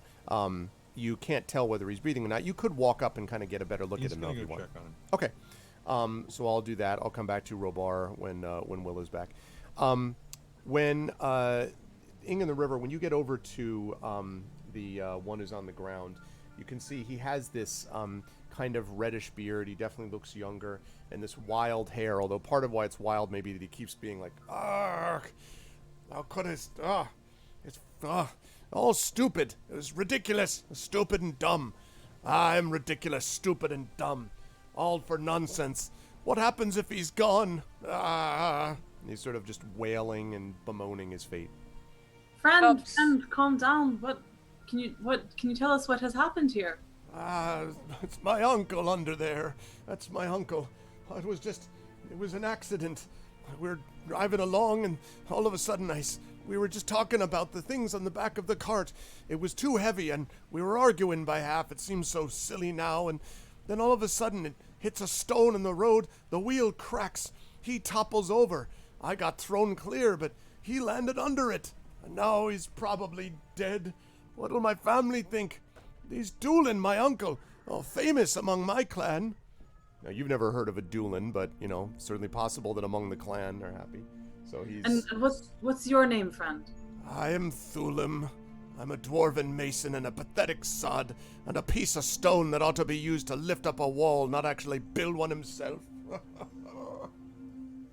And River kind of sits next to him and is just sort of gently pats and does generally comforting Mian. Mian? It's one of those words. Don't know. Anyway, Mian. There, that's the one. And says, I'm sure your uncle will be all right. He's not dead yet, and there are so many people working to help, and it'll be all right. It's just, and then he kind of looks up for the first time. Very quickly, Robar. So Inga and the River went to talk to this young dwarf by the side of the road. Tawny went to go look. I don't know if you were here for the. Did you hear about the accident? You were here. You heard about that, right? So Tawny went to look at the dwarf that's underneath the cart. What are you accompanying him or them, or going your own way? To what are you doing at the moment? Yeah, I think I'd probably be accompanying them to learn more about what's going on. I guess, yeah. Okay. So the three of you, as you sort of sit down, you finally kind of. So Thulim looks up, and then his kind of eyes clear for a minute. You can see he has tears on his beard, and he kind of, oh, you're there. I'm sorry. I had no idea. Are the heroes of Dale, you are? I'm sorry. And he says, and thanes and kings among you. I'm sorry, Thane Inga. Perhaps this is I've made myself a pathetic fool. I think you should. I'd ask if you cut off my beard as penance, just as a beginning, and then I'll have to go to my clan once every day and walk around the mountain twice every week, just to prove that I'm the lowest. Could you help him? Anything, if he's all right. Now at this point you can look over and you can see that the mules are now kind of hooked up to the cart, and the dwarves are gradually pushing up on the underside of the cart. You can see Tawny is over there too. And he says, anything you could do to help. Yeah, absolutely. Just please don't cut off your beard. This is not worth it. But I'm not worthy of this beard. Inga just turns around and goes to help with the cart. Oh. Okay, what about you, River and Robar? I just nod. In agreement and head off with Inga. Yeah, well, you did screw that up, so Yep. All right. River will also help with the cart. Okay. I hand him a knife. No, I don't really. Would love to hand him a knife. There you go. Cut your beard off. It's better for everyone. Here, take these. All right. So you leave him behind and head over to the cart, and as you head over to the cart, you can see Tawny. You've been standing there. And the cart is being pulled up gradually. And you can see that the dwarf underneath it is actually, you can hear sound of not just breathing, but also, at first you don't know what it is. And then as the cart comes off, and you can hear, Bart, where's the boy? Dang it. And he kind of pushes himself out. And you can see that this old dwarf may be old and may have had a cart on top of him, but apparently the front of the cart was sort of positioned such that the weight of the cart wasn't on him. So he's just kind of standing there, or kind of lying there, sort of dragging himself out from under the cart and then kind of pulling himself up. You can see he has some cuts and bruises and stuff on him. And he's, and you see a couple of dwarves walking over. I'm fine. Where's that boy, though? Thulim! He kind of starts, shouting and around him, and he kind of looks around. Yeah, Inga just steps to the side, and points at the boy. Yeah, that's behind her, basically. And Thulim is like, my uncle is gone, and I'm not gone, you fool. Why don't you get up and come over here and help? He's cutting his beard off. So Thulim... And then he's like, I can hear his voice from the beyond. Right, exactly. So Thulim's like, never mind what you have to say. My uncle is dead. He's like, I am your uncle. And he says, what? You're not my... How dare you say you're my uncle? And then he lifts his head up. Oh, uncle. And he gets up and he kind of staggers to him as if he's going to hug him. And literally... It's like Dougal from Father Ted. Yeah, Doolin literally just steps out of the way. So he practically falls in the cart. He's like, don't hug me, you buffoon. What are we doing here? And there's some people are kind of chuckling now. And one of the city guards comes over and says, a human in Dale's finery, and comes over and says, all right, I'll need a statement here. What happened? And Doolin says, what happened? That's easy for anyone to see. this buffoon didn't set the wheels right. And Thulam says, what? No, it hit a stone, Uncle. I didn't do anything wrong with it. What do you mean a stone? A stone wouldn't have been enough to do this. Someone did something with this wheel. You didn't set the wheel right. And I told, that's not true, Uncle. And so you can see they're kind of getting into a little bit of an argument with each other. And the city guard is just, I'll need a statement one at a time. I think while that's happening, yeah. While it's happening, River will be like, curious. And I think we'll like actually want to, with Stone, go and investigate the wheels of the cart and see what they can find together. I don't know, and like Stone will be sniffing at it and stuff. I don't know if that's enough to give advantage on investigate the way that he's supposed to as support. Tawny's a woodwright, so he can help with that. To be able to determine what's there. Yeah, so and Inga also had proficiency with woodworking tools, so I don't know if that was carpentry and stuff. I don't know about yeah, sorry, I don't know about the woodworking thing, but I think the River and Tawny would be able to help with that. So I would say you can make here an investigation check, but do it at advantage, let's say, among Stone, Tawny, etc. River will like lock eyes with Tawny to just kind of like let's go check this thing out. And the wheel, by the way, is sort of, you can see that the wheel is at a right angle. It's literally bent as if it just collapsed. Even before you do a check. Do that. Yeah. I was gonna say, not a stone. I mean, like, you can already tell that like that's not what happened based on not even your stone would do that to it. So yeah, so go ahead and make an investigation check for me at advantage. Let's see. Exactly, Aaron. The wheels in the cart go round and round. Okay. 19? 19. So, as you sort of, you all, you look around, and I would say, Inga, you can probably give a little bit of a hand to looking around at it, and Stone's kind of sniffing, and it's too strong to say his hackles go up, but he's kind of like, he kind of bares his teeth slightly as he's like, as he smells something. And as you look at the wheel, you can see that it's bent in half for sure. But you can see that so if you imagine a typical round wagon wheel, right? So you got a wagon wheel with the spokes coming through. You can see that the outside of that wheel, of course, has a certain thickness, right? And halfway on either side of it, the rim of the wheel has been cut halfway through. Huh. So in other words, weakening it. And weakening it in a very specific way, so that eventually, when it hits something, when it bounces on something, it might give way. And because this was heavily laden with barrels and stones, which is now kind of lying on the ground. In fact, it's fortunate that that Doolin survived at all, because if it hit him with his full weight, he would have been crushed. But as I say, it just happened to be propped almost above him. But the wheel definitely, almost certainly, was specifically set to do this. At a certain point. And the guards are over there, by the way, sort of talking to each other, taking statements. Thulam and Doolin are still arguing with each other about who did what. River looks at Tawny and says, this was sabotage. Do you think... Sabotage. It was the Gibbon King. No, it's a sabotage! I was just going to say, I can't stand it. Listen. Anyway, but no, River, like, I love that song. Oh, man, I love it so much. God, they're so great. Anyway, really yeah. but River starts to look around at the walls or at the gate and say, could someone have wanted to cause a distraction, to sneak in, or at least to cause all of this? We've known of treachery in the past.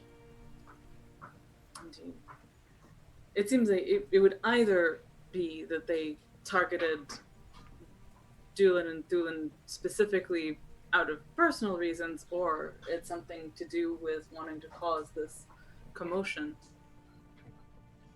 Should we tell the guards? Oh, yes. It may have chosen this wagon simply because it's so heavily laden. It would have been the most likely to have this happen with the weakening of the wheel. Right. Huh. Oh, quick check. This is actually not super relevant to this particular moment, but I just wanted to make sure of something. The trait change that that River has. So previously the like sort of sixth sense in the presence of shadow thing that was connected to her previous trait. She loses that, right? Like it's not like the traits stack. She once the trait changes. That is right. It's because of the nature of the trait that makes her, kind of conscious of shadow in that way. Yeah. Okay. Right. She's previously sort of had one foot in the grave, and that's why. Okay, cool. Yep. So now that she no longer senses shadow in the same way. Exactly. What she instead has, I don't think I mentioned this before, is it is where did I put it? Over here. Yes. Sigil of your master. As an emissary, you are entitled to a certain consideration amongst foreign peoples. While you cannot speak with the authority of Lord and Master, you do receive some official respect. You can expect to pass through the lands of other peoples unmolested, be able to call upon the kings and chiefs for lodging, and be received into the halls of power. So that is. I'm just tidying this up. my sequence of thought was shadow, and then doesn't matter.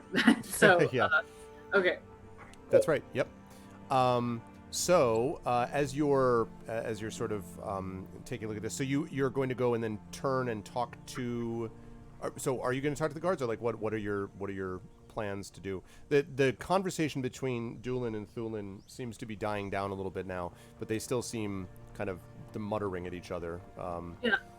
River will take it upon herself. Well, so before approaching the guards, she'll ask the others. She'll be like, "Do you think it warrants looking around here? Well, I'll go talk to the guards, but do you want to keep an eye out here to see if anything untoward is happening right now?" Exactly what I was about to say. Bonnie is going to be kind of looking around to see if anybody is moving in such a way as to seem like they are trying to take advantage of this distraction. Right. Okay. Let me have you make a perception check for me. I was trying to decide between perception and insight, but let's have you make a perception check here. Okay. Please. Can River do that too as she makes her way to the guards? Yes, although the guards are pretty close to you though, so like, I mean, there's not, like pretty soon you'll just be like, oh, here they are. Okay. So, okay. As you're making, and let me have the roll. Or if you're going to do the roll, you can do that if you want, River. Just be aware that you may not get, even with a good roll, you might not get as much as Tani would. Sure. Because of that. Those sure are the guards over there. That's fine. Okay. So you're focused on the guards. Tani, you don't notice anyone in particular. I did mention some of the people that were sort of standing out to you, that were standing out to you in the crowd. I mentioned the person on the ground, just striking because of the embroidery. You noticed the guy, the hobbit, who's holding forth to the people that he's given the bread and cheese to. And you notice that the hobbit and the people kind of look over at the cart every so often, but it seems to be like, oh, like, what's going on over there, basically. So you get that as well. Oh my goodness, JLC. JLC with the tier 3 sub. Wow. Thank you, JLC. I just wanted to thank everyone that works on the channel. The tabletop games help me get through some tough times. I like to watch them over again on YouTube. I love D&D with INB also. Thank you, JLC. I really appreciate that. That is one of the reasons that we're doing this. And I also have played, I played some of the Warren, the rabbit-based tabletop game with JLC on stream as part of the Icarus stream. And JLC is an essential worker working in a pharmacy. So thank you, JLC, for that. And thank you for the tier 3 sub. That's really kind of you. Thank you. Thank you. It's very nice. I appreciate that. And I'm glad that it's helpful. I really am. Okay. So as you are, that's right. And it earns you 2 inspirations. That's quite right. I will have to add that. In fact, thank you for reminding me of that, Echo. Hold on one second while I add those right now while I'm thinking about it. Those go into effect immediately, right? Yeah, oh yeah. Immediately effective. 2 that you could use either in this campaign or on Saturday for Infinity Beyond. That is correct. Conflict of interest trend says. No, I'm just kidding. Forget about those guys. Like, we are way more important than them. But are there were-rats? Yeah, for the inspirations absolutely do go into play, because this is not like the channel points one or anything else. You get those inspirations right off, because this is a tier 3 sub, so, you know, the Patreon too now, immediately when you support them, the creators immediately get the money as opposed to waiting, which is a much better method, frankly, of doing it. So yeah, no, anyone who supports me at tier 3, I'm grateful for anyone who's here just watching. Even more grateful for people who are able to sub, and the tier 3 is like a level beyond, / people who can support on the Patreon. So thank you so much. Okay, so where was I? Yes. You say a level infinity and beyond? A level infinity, exactly. Exactly. So yeah, you see that. But the other thing you notice, Tawny, towards the edge of the crowd, sort of back near the gates, basically, is a group of these sort of 3. They're these 3 men, but they're sort of dressed for traveling. They have boots and cloaks, and one wears a battered helm. And the real reason that you notice them is because they seem to be spending a lot of time looking at the cart and then talking to each other. Now, the problem is many people in the crowd are looking in the cart and talking to each other, but these people just seem to be a little sort of off to the side a bit, I guess might be the way to describe it. So you note that since you were specifically looking for people that seem to be interested in the cart, these people seem to be particularly interested in the cart, and they're definitely not guards. And what is Robar doing right now? That's a good question. Yeah, I was also wanted to be sort of looking around on guard. But if Tony Bear's noticed this, then... I mean, it'll depend, because if Robar's doing the same thing and he's not engaged with the 2 dwarves or helping with the cart, then since River's already off doing everything, and I think Inga is talking to the 2 dwarves who are running the cart, right? Yeah. Well, she's currently just observing what's happening. Oh, okay. All right. So then, but yeah, Tawny would kind of fly casual over to wherever Robar and Inga may be standing, presuming they're together. Okay. And point these guys out, kind of. How do they say it in Canada? Surreptitiously. Sorry. Yes, I know. Maple, it's a good joke. Maple, it's not. Now, moving on. So yeah, Tony points that out. He's sorry, not sorry for that joke. Yeah. Oh, Amal is so mad. Blame American TV, okay? That's not my fault. That's the media's fault for like perpetuating the stereotype.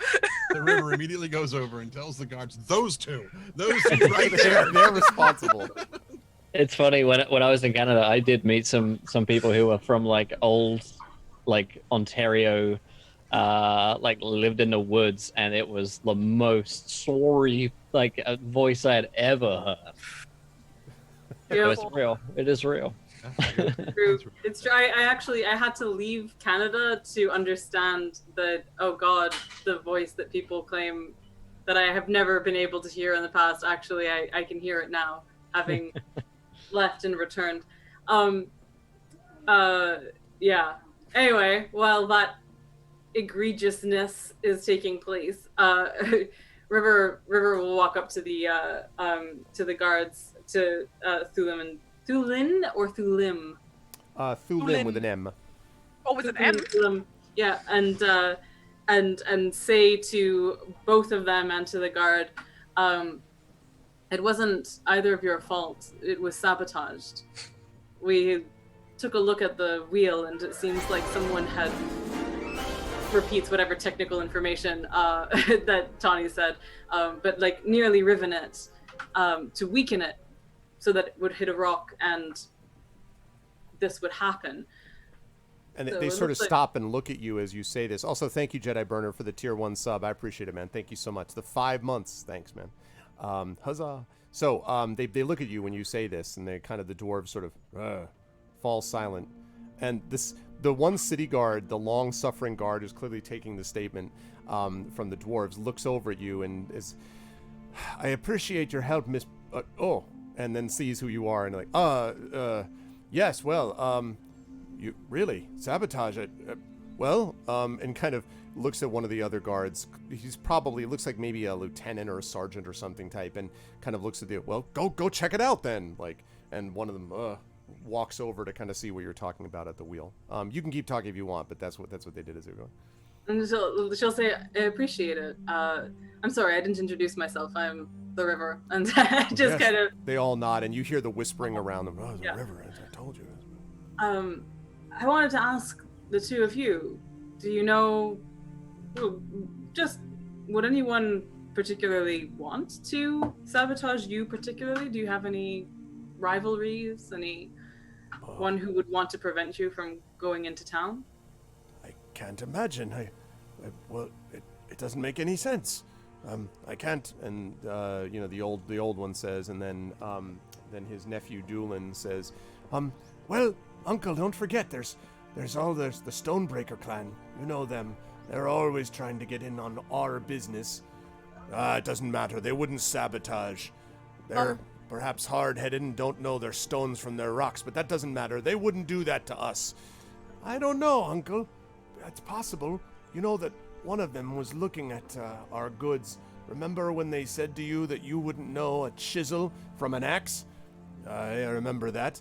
And I remember what happened when we outsold them 2 times last year, too. I don't think it's them. They're cowards. And besides, if this sabotage, as you say, why wouldn't they just do the honorable thing? Attack us directly. Face us off. And they sort of, they kind of look at each other, and the guard says, do you, this is a good question, though. Perhaps this sabotage came from one that you would not necessarily have expected. Did any of you make individual enemies of late? And they're kind of looking at each other. Well, and Doolin says, I've been too angry at this sod to do anything else on my side. And the Doolin kind of, Thulim kind of shrugs his shoulders and looks sheepish. And I don't have any enemies that I know of. There's just my uncle and me get into arguments, occasional little discussions. That's what you'd call them. Now, as you're having this discussion, so I'm gathering that Inga and the River are talking to them. Or actually, was it just the River that was going to the guards? I think it was the River. Okay, so Inga, Robar, and Tani. So the River, you're having this discussion. Inga, Robar, and Tani, you notice a couple things. First of all, as you're sort of sitting there kind of looking around and looking at some of the ones, you notice that the men are starting to make their way through the crowd. And simultaneous to this, there's this horrific creaking sound, and it turns out that that was a terrible creaking sound. Just imagine that what I just did there was not in fact a strangled gasp of someone trying to breathe, but was actually a wooden creak. And it was actually the wooden cart is now being drawn, literally moved forward and drawn off of the road by this team of mules, which has now been hooked. And so everyone now is sort of looking at each other, and Tani and Robar and Inga, you now notice that it's hard to see because there's people are like the classic, they see people start to moving in the cars, and so everyone starts getting up and running back to their cars. That's more or less what this is. Everyone's getting on their carts, people are standing up and moving around, so there's just a swirl of people as everyone is getting ready to presumably move into the open gates of Dale. You said these guys were moving through the crowd. They were starting to when this creek happened. So they started to move, and then there was this creek. They started to move in which direction? They're near the gate. They started to move south into the crowd. They were slightly apart, remember? Yeah. As though toward the cart, which had its not necessarily towards the cart, actually, but into the sea of people, basically, would be a better way to put it. And it's unclear where they're moving, except it is generally towards you, I guess, insofar as you're part of the crowd. But yeah, the cart is kind of off to the west. And as it's creaking and people are kind of milling about, the men started to move into the crowd, but you've now lost sight of them because there's all these people moving around and stuff. Split up. Yeah. As the people start to move up again. Yeah, because you hear the creek too, River. Yeah. Yeah. Sorry. Repeat the thing about the creek. There's the cart basically gave this terrible creaking sound as if it's being dragged away by these team of mules. Gotcha. So yeah. So as that starts to happen, I think River will become like more alert, because this is presumably the moment where, if something has not already happened, with what she's basically imagining is someone is trying to sneak into the, like, past the gate or something. I don't know if there is any paper checking bureaucracy at the gates of Dale or not. Right, there would be guards for sure that would check, although at the moment the gates are still shut. This is just kind of moving the cart off the road, but yeah. So she just is going to, actually, the other thing is, I'm trying to figure out how to do this. So, like, Stone, like, sort of bared his teeth and sniffed at the wheel, right? When he was sniffing at the wheel, yes. When he was, yeah. So, I'm wondering how mechanically to be like, Stone, be on the lookout for this kind of smell again and stuff like that. Probably you could sort of point down to could have, pointed down to the wheel and been like, remember this. You could do that. Okay, so that's the kind of thing. And so I think she's gonna, as people start moving, just kind of put her hand on Stone's head in a kind of like keep a nose out, essentially. Okay. And she'll also kind of look, just trying to stay alert for like suspicious activity, basically. Okay, and it is hard to see at the moment, as I said, because all these people are kind of milling about, but you're sort of making your way. There is no social distancing going on here at all, by the way. You're just making your way through this crowd, and the crowd sort of passes around you. And then as you're sort of like looking out and kind of walking towards it, you hear this, no!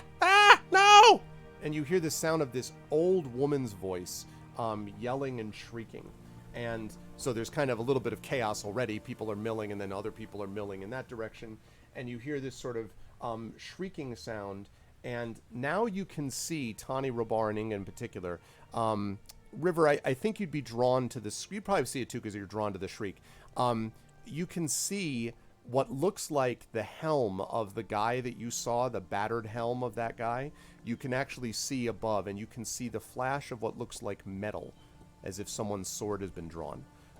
Now it's confused, but you can see what looks like a scuffle is over, basically over, I don't know exactly how far, a couple 100 feet from where you are, although there's a lot of people between you and them. But yeah, and you can see the guards also are kind of looking around as well. So all of you hear that from your various vantage points. River will like basically Over there. duck and weave towards the sound as quickly as possible. Okay. And Robar will do the same. Okay. Inga? Yeah.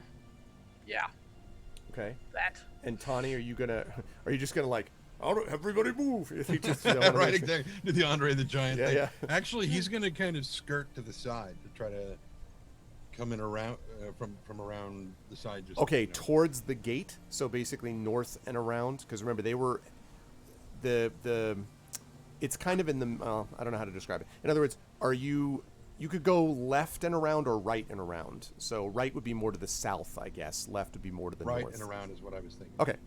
So you all make your way over in that direction, kind of passing through, and there's people kind of, and you hear the guards are, out of the way, clear the way. You hear their sound of them as well.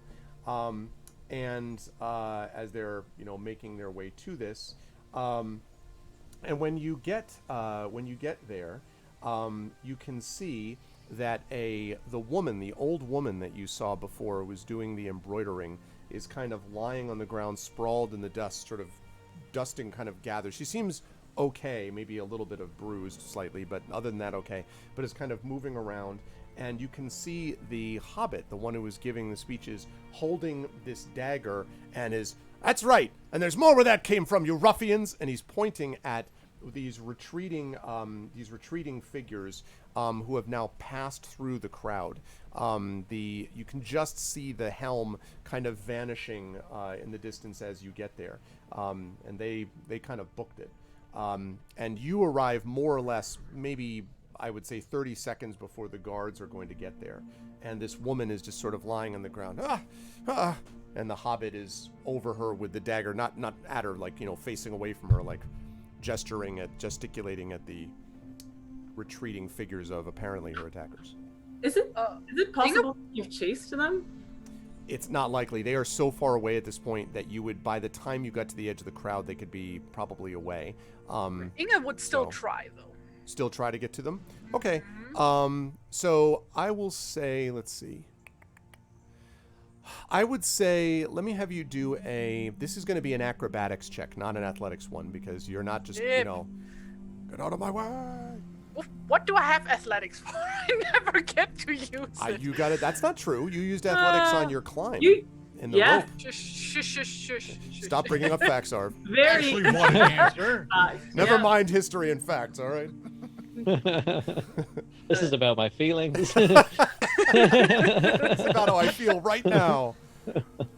Yeah, I think, basically... So regular acrobatics check. Regular acrobatics check, River or is dexterity. basically going to figure that, if the I'll lady come is... back to Yeah, okay, cool. Oh, no, I'm sorry. I was saying I would come back to Inga. Go ahead, River. You can say Oh, what I was you just going to say, she's all, if she can still glimpse someone, she would actually want to give chase. She can't glint them now. There was just a sign of this helm and then vanished into the sea of people. So that doesn't mean that couldn't maybe try to get to the edge of the crowd, but they went quick. They really booked it. You get to the edge of the crowd, and you no longer see your quarry when you get to the end of it. But you can see a few that are kind of pointing off, and they say, "I've never seen anyone run that fast. A bunch of them ruffians. Well, who were they? I don't know who they were. I've never seen them before in my life. A bunch of these damned bandits, I tell you. There's more than that to be. Oh, it's Thane Inga. Oh, and then they all sort of yes, Inga. And they kind of, bow and, are sorry, we didn't see you there. There were people who rushed by here, but they're gone. I never seen anyone move so fast. But they all had swords, and they looked ugly, and, well, and they sort of stop, and then they go, they were all human. As if they're like, I guess it's safe to say this because you're a dwarf. You can see they're feeling very awkward about this whole interaction. They don't, but they're like, but they were ugly, and I bet they were thieves. That's what they were. They must have been trying to rob someone. Good people of Dale. Did you notice what they were wearing? Yeah, two of them were wearing cloaks. Aye, and one of them had a helm that was beaten in and battered. Looked like some kind of, has been through more than one battle, I'll bet. Yeah, and they were all human, that's for sure.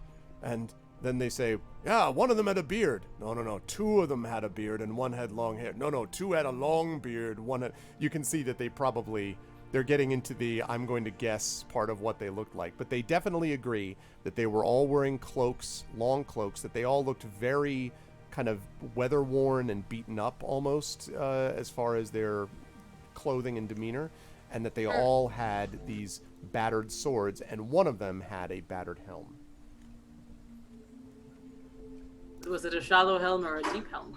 And then they all say, they're like, and You before already you made make that your joke! I'm sorry. Anyway, River's not there anyway, so didn't run after them. She'd have stayed next to the woman instead. Okay. And, Okay. And at this point, I would say, Tawny, that you kind of made your way around the outside, and it was the same thing. You kind of skirted back and arrive at this woman kind of lying on the ground. And Robar, assuming that you came to the same place but in a different direction, you can see this woman's kind of lying there. She is covered right now, half covered anyway, in what looks like this robe. This small girl's robe is kind of draped over her, and she's kind of picking herself up and kind of rolling around trying to get to her feet, basically, and taking the robe off the front of her where it landed. River will be trying to help her up. And, yeah, same. And Okay. And say, are you all right?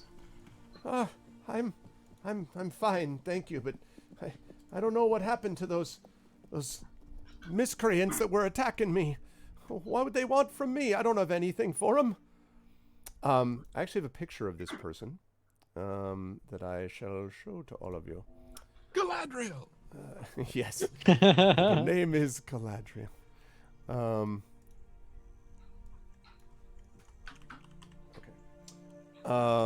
So I'm going to put this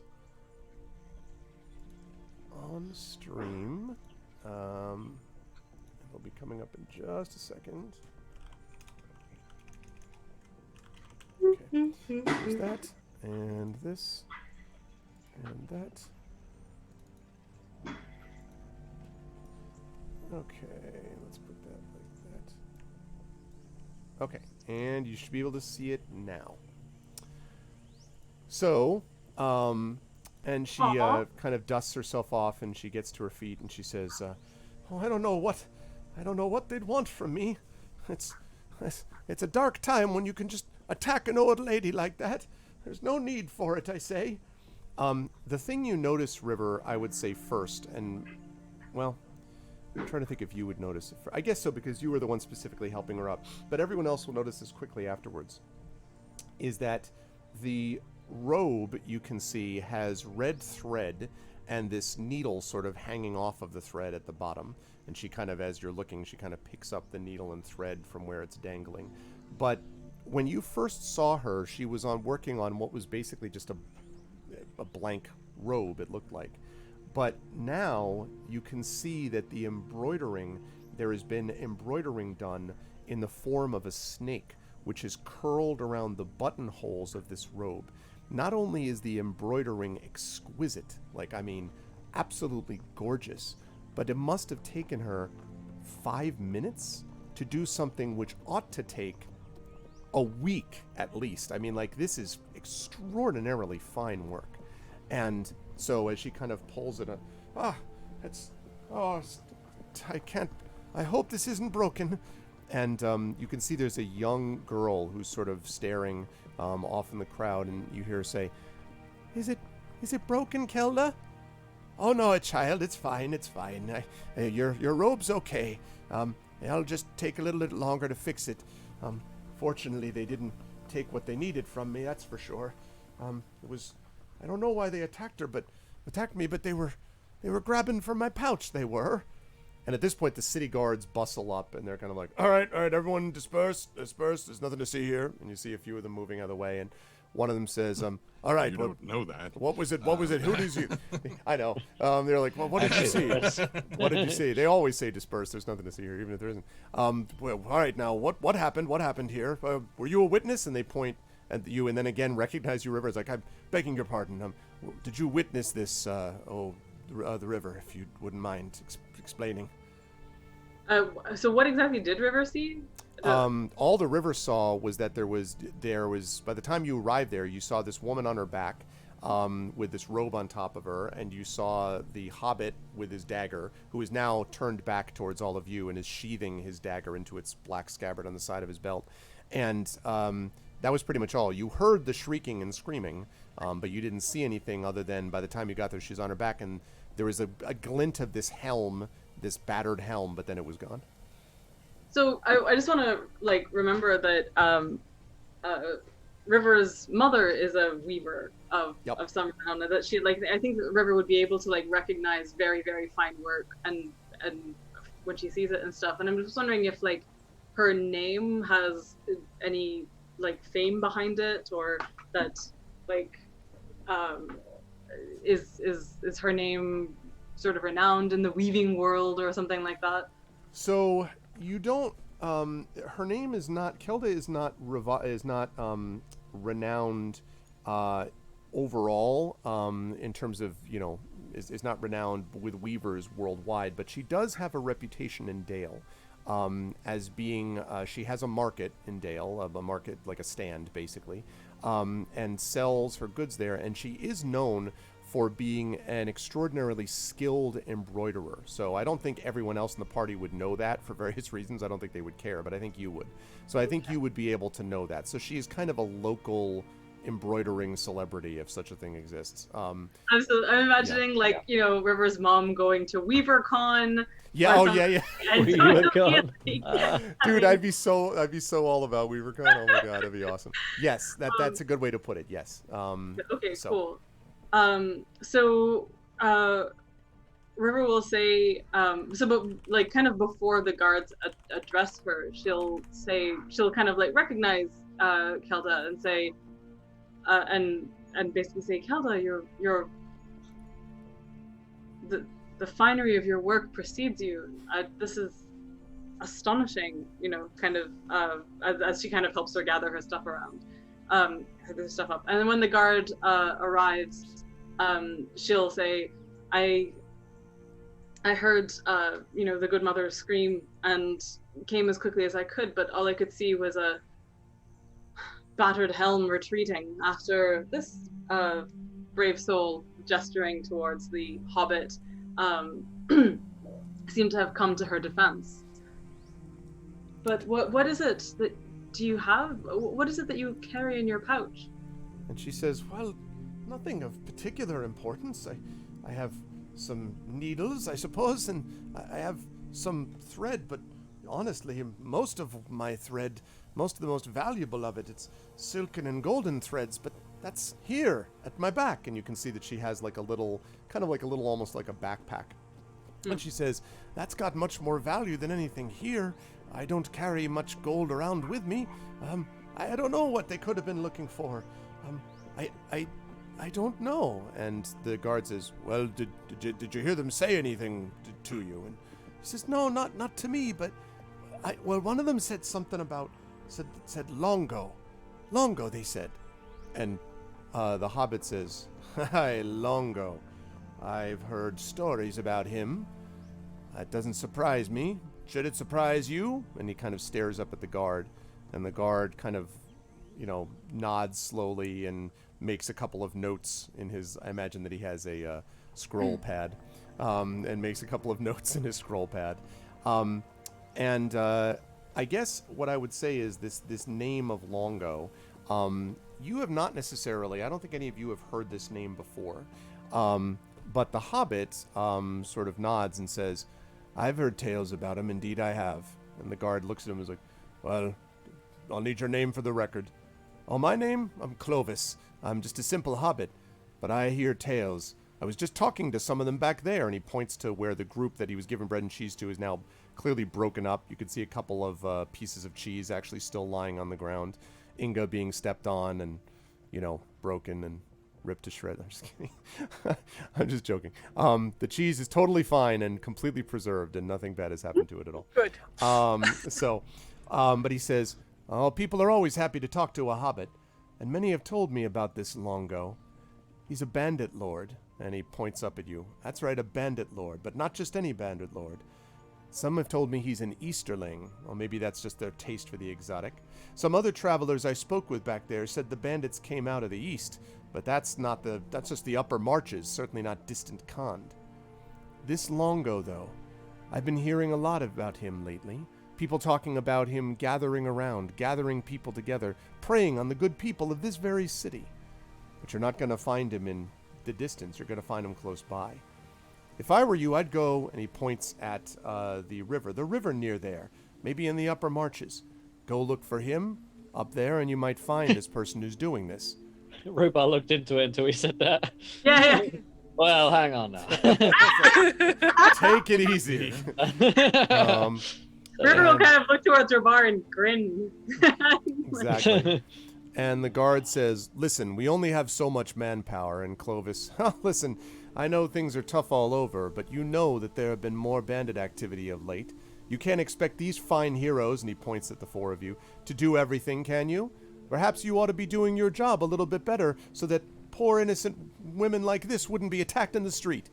And Kelda says, it's all right.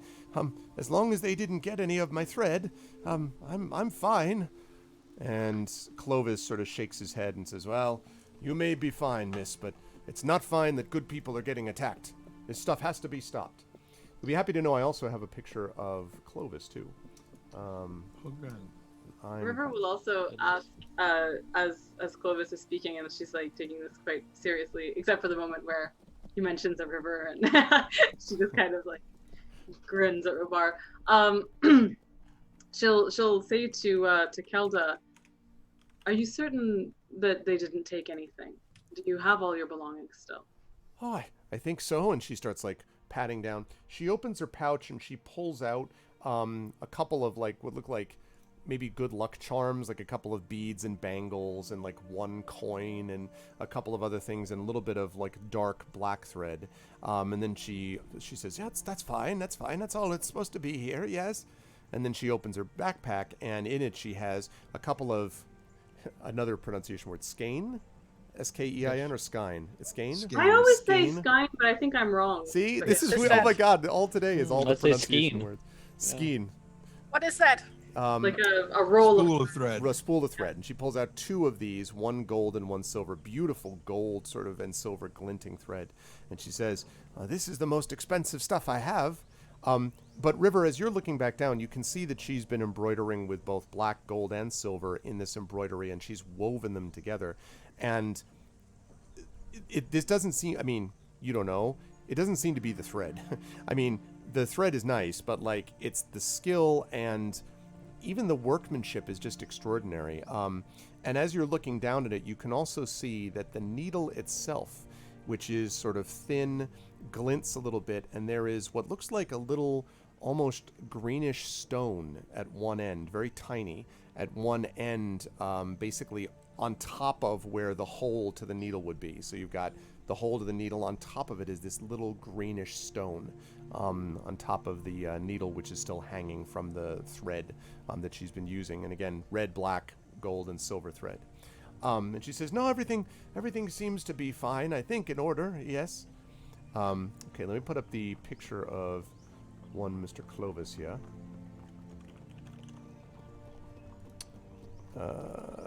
He looks like... Here we go. Just a moment. River and I both are totally admiring Kelda's earrings, which look super cool. Mm-hmm. Absolutely. And okay. And there's Clovis. So there's Clovis, and you can see that he's he has his hand on the, as he says this business about, like, you know, good people and all that, you can see that his hand is on the hilt of his dagger that he was holding next to this really striking black scabbard that the dagger is in, with these many like, looks like decorations and so forth along the body of this scabbard. And Clovis says, I don't know, perhaps it's not right to be criticizing people that are just doing the best that they can, but it seems wrong that people like this can just get away with things. I thought our problems would be over. Well, once all of you, he points to the four of you, once all of you addressed this problem with this shadowy figures in the night, I thought it would be safe for us, and yet here we are, still getting attacked on the road right in front of Dale itself. It's shameful. It's just shameful. And the city guard is like, yes. He's like writing down notes, etc. River says thoughtfully, who knows what lurks in the hearts of men today? And he nods. He says, yes, that's quite right. I should be able to, can I quote you on that? And he says that's true. What darkness lurks in the hearts of men? It's just wrong. And anyway, sorry. Again, apologies for the outdoor nonsense. River will say, as like she takes kind of all this in and is concerned for Kelda. She'll say, kind of addressing both her and Clovis. Is it possible that they weren't trying to rob you, but to abduct you? Did you feel as if they were trying to take you somewhere? Oh, so she kind of says, why would they want me? They were grabbing from my pouch. I could tell that for sure, definitely, but what good would I be to anyone? I don't think men like that need embroidery on their armor. And Clovis nods slowly, and he says, I wonder what would happen, though, if they could take someone like you, kidnapping right in broad daylight. And he kind of shakes his head. You hear a woman's voice behind you. Who says, it wouldn't be the first time that Longo is doing something like this. And you all turn around to see a middle-aged woman who has these piercing eyes, this piercing gaze from these gray eyes, and a youthful smile. She might be a little bit older, looks somewhere in middle age, but seems nonetheless to be kind of youthful in her smile. And she nods slowly, and she says, "My name is Caton. I'm a merchant that comes from this east that you were talking about there, good hobbit." And she looks down at Clovis, who looks back at her, and she says, "I don't know these men, but it's true that there have been bandits that we've had to deal with also, and some of them back in my country do more than just, well, steal pouches from old ladies, begging your pardon, ma'am." And she bows slightly to Kelda, and she says, "I don't like any of this, but I heard that name too. I heard the name long ago. I've heard it many times about this, and a rumor about being an Easterling. You know," and she walks forward a couple steps, and she says, "The guard themselves are pretty busy," and the guard who's taking the notes kind of lifts his eyes from his paper for a moment, and she says, "I don't like very much this idea of the Easterlings getting a worse reputation than we already have. Some of us have been trying to do what we can to overcome that reputation. It's based upon rumor and stereotype and a few bad apples, but it's not most of us. I run my business honestly. If you could find this Longo, well, you could do a lot of good for many of us. I don't know you myself, I'm not from here, but they all say that you're heroes. Well, if you are, then you don't want these good people to be hurt, and I don't want my people to be smeared with these blackguards." And Clovis nods and he says, "There's something to that. Perhaps these rumors that I've heard about Easterlings are wrong, but it's definitely the rumor that's spreading through Dale. People are beginning to talk about perhaps shutting down the city to outsiders. That would be a problem for everyone." And Kelda sort of shakes her head. "Ah, dark times, dark times. Not a time for pretty things, it feels like to me." River says, first of all, like at any of that racial profiling news, is just like scowls. And of course, like River is, darker skinned than the average human in Dale and stuff. And like just so like frowns quite seriously, and says to Kelda, "It's in dark times that we most need pretty things." Something that we've all learned from experience. Beautiful things and beautiful art and incredible work like this is what we carry with us into darkness. It's what we carry against darkness like a banner. It's never think that dark times are not a time for your art. And she nods slowly. Yeah, go. Giant spiders don't know how to climb the house properly. That's not this what is it is. It's the cart. The cart. I was going to say they're fixing the cart. They're dragging it along, and so it's making this noise. She Kelda nods and she says, "Well, that's nice of you to say, miss. I don't expect any one of the great likes of yours to take notice of us, but we'll do what we can to keep making pretty things. If hopefully you can keep trying to keep the world safe for those pretty things to exist, I guess I'd say. We'll do what we can, but I appreciate your words." And Clovis says, "There's no greater honor or privilege than making the world safe for your work." "Well, as thanks for your kind words," she says, "perhaps I could embroider something for you. A piece of cloth or perhaps something. Well, look," and she begins to kind of fuss, like looking at your outfit, and she's like, "Perhaps the cloak here, I could," and then she says, "I could embroider the edge of this cloak if you like. It would take a little while, but I'd be happy to do it if you left it with me for a day or so. I could do some of that." And Clovis... River looks genuinely overcome, like, sorry, yes. And Clovis nods. He says, "See, now, this is what we should be doing. Having good conversations and offering to give each other things. That's what matters. I'd say that's a good thing. And he lowers his voice, if you were to find this Longo chap while they're doing the work on the embroidery, I could do what I could to let it be known that perhaps this Easterling rumor nonsense is just that, and perhaps I could do what I can to get people thinking that there may be other people involved. And as long as the heroes of Dale are on it, well, we'll have this problem solved in no time flat. And he kind of looks up at the guard because he was clearly trying to keep his voice low. The guard is just scribbling away and just occasionally like raises his eyes. You don't know if the guard is paying any attention to any of this at all, but River says, "We will of course do anything that we can to assist the people of Dale. My friends and I will confer about this, but if there's anything you can tell us about this Longo or where he's rumored to dwell or be, then that would be very helpful." And says to Hilda, of course, that that she would be tremendously honored by embroidery and would insist upon paying for it as well. Okay. So you say that, and she says, "All right, well, if you leave the cloak with me, I'll take it to my stand and I'll put it up there first thing. If you're able to come to me, or I should have it done in, let's say, 2 days, I would say at most, I'll have something, I hope, worthy of someone being worn by your honor." And she kind of ducks down. She says, "Also, thank you to Tari Toons for the 27-month Twitch Prime resub." And Clovis is like, yes, thank you for that. Thank you. Thanks, Terry. And so she says, so that's what she tells you, River.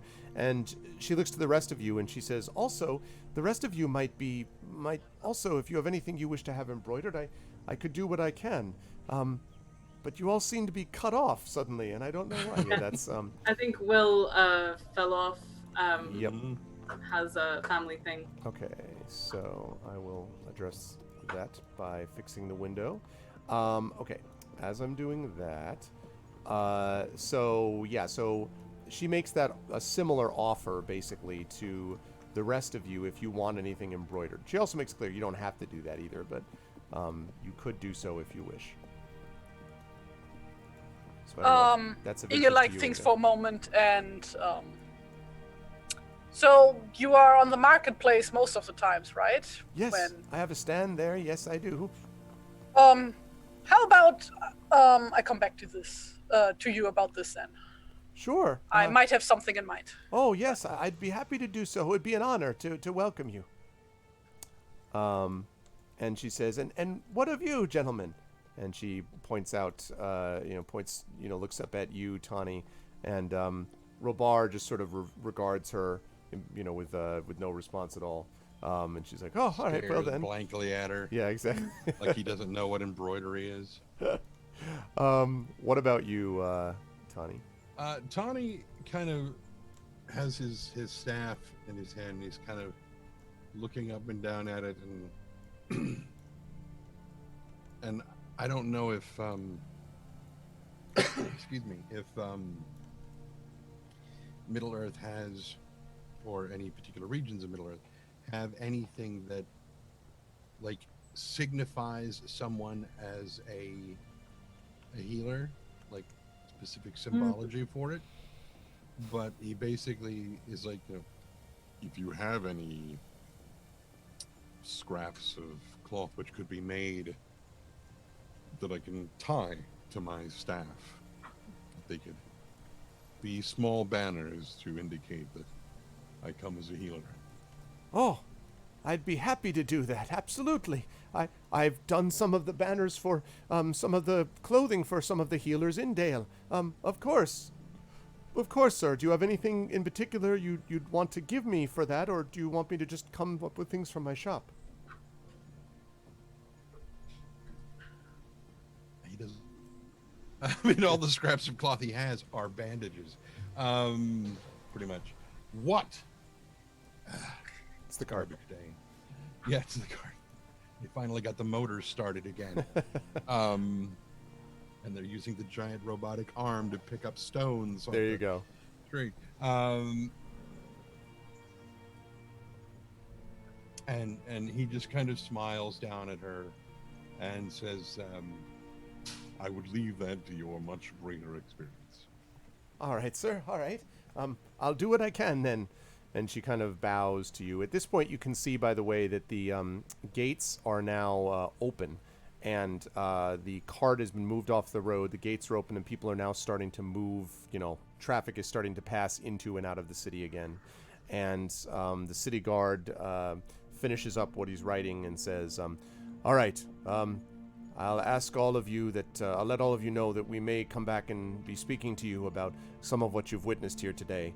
Otherwise, be well and grace upon you, and looks to the four of you and kind of bows respectfully, and then, looks at Kelda and Clovis and nods, and then turns and walks away. And Clovis and Kelda sort of begin to kind of gather themselves together. Kelda, again, bows one more time, curtsies really, and says, again, thank you so much, and I'll be waiting for your return to my stand. Now, River, just to make sure, are you giving her your cloak now so that she can embroider it? Is that? I just want to make sure. The thing I wanted to, I was trying to remember. Do you remember that like River's mother? Yeah. Did something like? Did she actually embroider River's cloak, or was it? No, she made a new one for her. Right. She made a new one for her. Right. Okay. Yeah, like with like a wave pattern on it, I think, if I recall correctly. Right. That's right. Okay, so that's cool. So it's, but like she's a weaver and this is an embroiderer, and so those things can go together. That's awesome. Right. Yes. Okay. So yeah, so River will like give it to her, saying, "My mother made this pattern." Just like just kind of. I'll treat it as carefully as I would something I gave to my own children when they were young. Oh, thank you. This is a great honor. And she kind of, you can see she's almost like reverential about the way she folds it and holds it, and bows and then kind of shuffles off. And the little girl that was near her sort of goes alongside her as she's walking. And Clovis turns to Caton first, the merchant. Caton sort of nods and says, I must be getting to my own goods as well, but anything you can do, if you can find this Longo, well, we'd all appreciate having this one brought low. And she kind of nods and then turns and leaves, and leaving just Clovis behind. And Clovis nods sort of, again, hand on the hilt of his dagger, and says, well, you already know how I feel. If you have need of me, you can just ask for my name inside the city, but in the meantime, I'll spread the rumor around. With the four of you, I'm sure that we'll find a way to get rid of this Longo and his ilk. And he says, thank you, though. Thank you for your presence and your inspiration. I'm going to go pick up what's left of my bread and cheese now. And he kind of looks in that direction, and then he, bows slightly and turns to go. Which leaves all of you. So, just to be clear, are you planning on heading into the city, or, I mean, you have all met there, you're all rested, etc., so there's no particular thing you need to do with that. Do you want to go seek out this Longo guy, or what do you want to do, basically? Can you first repeat the names of the embroiderer and Yes, the embroiderer is named Kelda, Kelda. And the hobbit, the halfling, is Clovis, Clovis. So there's two things. One, I think River is very keen to know what Robar wanted to share with them. That was dire and terrible. Exactly. But the thing, I am, over the course of upgrading River's character sheet, I am taking note of all of the things I have completely forgotten about the sheet. Like, for instance, did you know that she gets advantage on stealth checks when she's in forested areas as a consequence of her feathered armor? I did not ever use that. But anyways, moving forward. But the other thing is that one of the warden traits is ever watchful, which I have totally had on my sheet, but not the mechanical benefit of it. Right. So it's supposed to be, if you can freely travel about an area, talking with locals and passing travelers for a few hours, you can make a DC 12 intelligence ability check with advantage, basically. Okay. So my thought was that to do that, basically, if we were going to go after Longo, which River would be keen to do, except that Robar seemed to have another pressing, perhaps more urgent thing to share. Also, I think I was like out of the room for a while most of that scary voice information was being given. So So I certainly feel like I need to know what that was. But if he can't return, then like a Cliff's Notes version would be fine. Okay. Okay, fair enough. Yeah, I mean, so I'm trying to decide if I should. I mean, that's fine. I'll repeat the basic idea. Well, although I'm trying to think if I want him to tell. It's fine. The basic idea is he found this helm, and when he put on the helm on this throne at the top of this mountain, looking off, he had this vision of a confrontation with this dark cloaked figure that was at the top of the fortress of Dol Guldur, and that was basically in its own iron, throne, and its own throne, which was iron, and was pointing at him and basically giving him messages of woe, and that it would come for him and it would come for them, and the shadow would spread, that sort of thing. And so that was basically his message to him. Okay. And the fact that the helm itself is apparently a relic of his people, of Robar's people, not his family directly, but of the Dunedain more generally. Right. Okay. I mean, so that sounds like pressing shadow rising again stuff. But it seems like something that probably will not be thrown off track by pursuing Longo, who's nearby. So if it's cool, like I would have River do that like D12 roll thing while they're there to gather more information about him. Okay. About Longo specifically? Yeah. Okay, sure. Go ahead and do that, and then I'm going to ask Inga and Tani what about their feelings about leaving for that, and then that'll bring us just about to wrapping up. So investigation.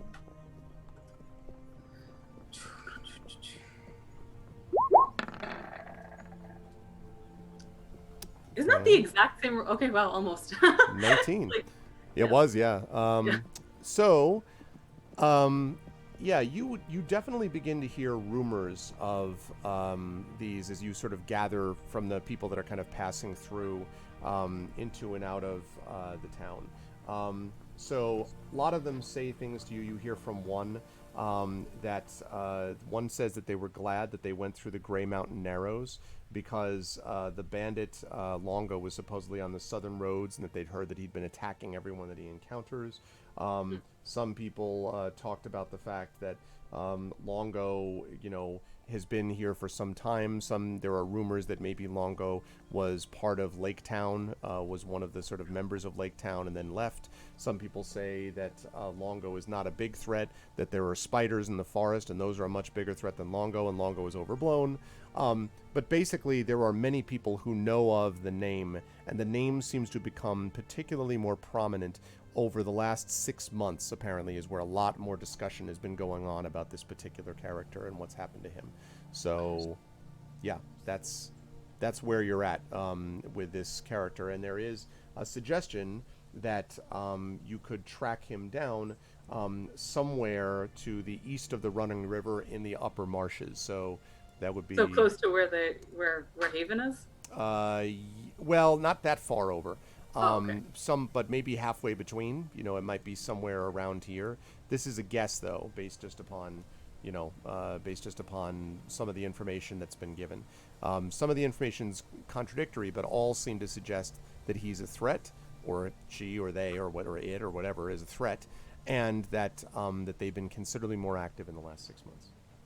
Okay. What this says too is so success indicates that you hear all the latest useful rumors, including news of trouble. On a success, you can also glean the names, whereabouts, and general appearances of all local influential individuals, households, and factions, as well as what livery, colors, and heraldry they typically bear. So I'm wondering if there are any like distinguishing characteristics. I'm listening. Yeah. Heraldry, colors, and livery. Yeah, they're not really distinguishing characteristics of Longo. Nobody knows what this person looks like. There are just kobolds in a trench coat. We know this. Yeah, exactly. Right. 3 kobolds in a trench coat. They're like wildly differing. Working at the business factory. Wildly differing opinions about what they look like. Some say tall, some say short, some say big, some say small, some say dwarf, some say hobbit, some say human. It's all over the place. As far far as the description, which basically tells you, River, that no one really has actually seen this guy. They've just heard rumors of the guy's actions. And there is no question that there have been some disruptions to trade because there have been people, there have been raids and so forth. Bandits are always an issue, honestly, in the wild, but this seems to be more coordinated than usual. The only other bit of information is that if it is true that this was Longo's people that did this attack that just happened, that's the most brazen that Longo and or his men would ever have been. Like, usually it's more on the road at night or late or in isolated areas, not in front of the city guard, in front of Dale, like in front of a bunch of people in the middle of the day. So, yeah. River ends up, so she relays all of this to the rest of the party and says, honestly, it seems as if this Longo wants to a word that is not embiggen wants to make his name known. I mean, why else we know that there was sabotage on the wheels and then cover for an attack on a beloved member of the community. I wonder if it's just a sort of show of strength, a flexing, something to frighten everyone into thinking perhaps he's more frightening than he is.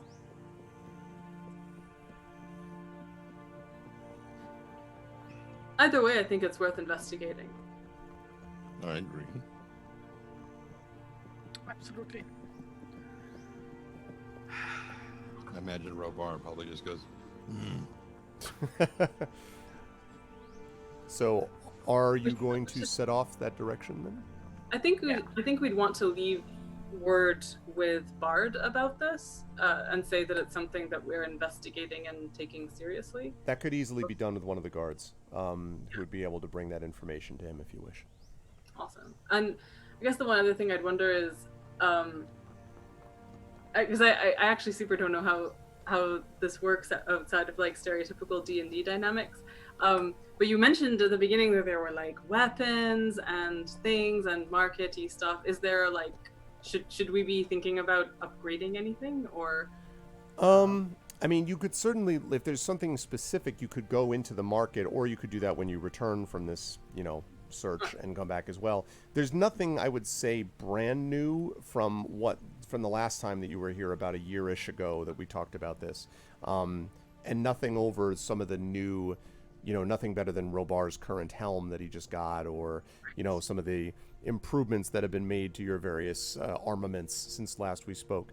But if there were other specific things you were looking for, one good example of this, I guess, right now is the embroidery that you're having done by Kelda. I mean, that's definitely a step up in terms of what it looks like. So. No, that's awesome. That's cool. That's fine. Yeah. Just wondering. So, as the party heads off east, I think we're going to show the camera sort of zoom back a little bit as the fellowship, the company, makes its way to the east. And as they do so, I think it's fair to say that they're going along, and you can see the various figures kind of entering Dale, including Clovis and some of the others, and the last ones probably through Dale, kind of watching them go, are a couple of the city guards, and last of all Clovis, who is kind of stroking his chin with his hand on his scabbard and sort of looking at them thoughtfully, then nods and turns and goes into the city. And that is where we will bring the session to a close. A very fun, kind of different sort of CSI-ish, type of session, I think, for me to kind of see these folks go as we move on. This is, by the way, called the Silver Needle. Is this part Erebor Adventures? It's called the Silver Needle. So is it indeed? It is indeed. Only we'd known that before talking about. I needles told everyone last week that it was going to be called that, but I did not remind you. It is true. But yes, and by the way, I'm using this book. Just came in yesterday. I already had the PDF of this, but I ordered the print version of Erebor Adventures, so I'm very excited to hold this, as always, gorgeous work and art from them. But yes, so good stuff today. I will start as usual with the river. It was fun to see. Again, I was watching some of the shifting.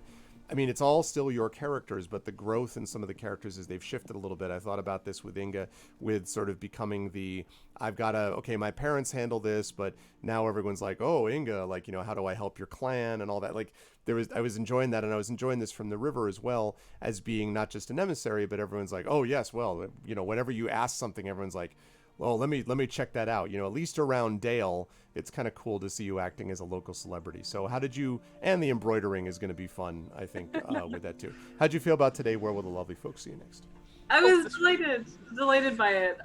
It is like, it's just such a joy to get to play with all y'all. It's just so good. So yeah, I was I really we've had such high stakes doom stuff for so long, and absolutely crested an enormous high in the last adventure and then ended it. So like getting to just be chill and in a just in a town talking to people is delightful, and yeah, I'm really enjoying it. I'm just really enjoying like the scale of things being brought kind of closer to the local, and the like it's because it's not a diminishment at all. It's just a shift in scale, right? Yep. Like from epic peaks to rolling hills or whatever. It's like it's there's something that I often tell my students in creative writing context, which is to not confuse scale and stakes. That you can have like a really high stakes. Like something can feel very, very high stakes, but be very small scale. 100%. Whereas things can feel very, high scale, but ultimately not feel like that's that important. Partly because it's so big, so I feel like I already feel protective of this old woman and her skilled needle and the people of Dale and stuff, and yeah. So anyway, I really, really enjoyed it. In terms of where people can find me, there's going to be a virtual convention. The Locus Awards are happening this weekend. And I'm just going to double check this. I believe, actually, let me just pull this up. The Locus Awards, otherwise known as another nomination party for Max and Amal, right? This is true. Yes. We are up for the Locus Award, but I am going to be on a panel with Cadwell Turnbull and Andy Duncan about short fiction. Andy's a good guy, good writer too. He's super great. Yeah, I really, really like him. He's a mensch, and I'm just gonna find the time of this. It's going to be Saturday afternoon on the 27th. Okay. We're going to be doing this, and let me I'll drop the information in the chat. But it's a virtual panel, so we'll be chatting. I expect it will be broadcast. There we go. It's at 12 Pacific, so 3 Eastern, and so on. It'll be us just in conversation and chatting about short fiction in particular. So yeah. There is something else coming up too, I think like later in the week, but I've got to double check that. But and yeah, that's basically where you can find me. You can find me on Twitter at Chithanai, and on Substack at amal.substack.com. And yeah, I'm just excited for the next one. Oh, that's good stuff. Thank you, Amal. Always a pleasure. And good luck on the Locus Awards as well. Thank you will see her back here for 2 sessions next month, as per usual. Also, as per usual, you'll see back for us for 2 sessions, and hopefully also our game book illustration stream as we return to the land of the dystopian Mad Max future with crazy 80s haircut. That is of course Terry Tunes. And again, Terry, I was enjoying, as I say, just sort of seeing some of the shift in, young dwarves coming to you and you having to deal with that and whatever. Like there's just a kind of a little bit of a shift, and the fact that people notice who you are now, so they're kind of like, whoa, hey, look, it's using your full title, which is why I had to write this out for my notes in full, and I wanted to make sure I had that. But how'd you feel about today? Where will the lovely folks see you next? Yeah, Inge does not feel comfortable with all of that kind of attention. Yep. He's just like a normal dude. Also, like I imagine that like dwarves don't in general really care about stuff like that. Like they like aside of unless you're talking to the king or something. Yeah. But but yeah, anyway, yeah, this was fun as always. Also, like during the entire section with Robar and a bit beyond that, I was just sketching out because like I was like, yeah, Inge like needs her own arms now, and like I couldn't fucking think of a concept. So here's a page of different charges. There's another page of charges. Wow. And another page of charges, and another page of charges until I settled on a key. But I need to. You're saying charges figure that of charges? Am I? Yeah, those are charges. Those are the pictures on the shield. Those are called a I didn't charge. know that was called a charge. I did not know that. Yeah, I was like, Yeah, wait, most people don't know that. like I was imagining like a receipt with Yeah. a series I of was like, cards on that's it. exactly what I was thinking. Or like just repeated charges at an enemy or something. No. It's rip. What's like a coat of arms that everybody knows? Like, you know, you always have like the status like a lion. Yeah, I coat of gotcha. arms, I right? gotcha. Okay. That's a charge. The That's lion a charge. is a charge. Oh, yeah. cool. All right. Yeah. That's really neat. Okay. Sweet. So Yes. so the in the logo that's on my screen at the moment, the feather would be the charge. If for, you like, would put that on a coat of arms, then theoretically yes. on a coat of arms. Yeah. Yeah. Exactly. Like the thing is your logo is even following rule of tincture, so like you could put it more or less like that on a shield. It Wow. would be a coat of arms. Awesome. Yeah. Sign me up. That's cool though. Where can people find me next? Over here, Tuesdays usually. Aside from that, you can follow me on Twitter to see my art and stuff and occasional shit posting. At TariTunes.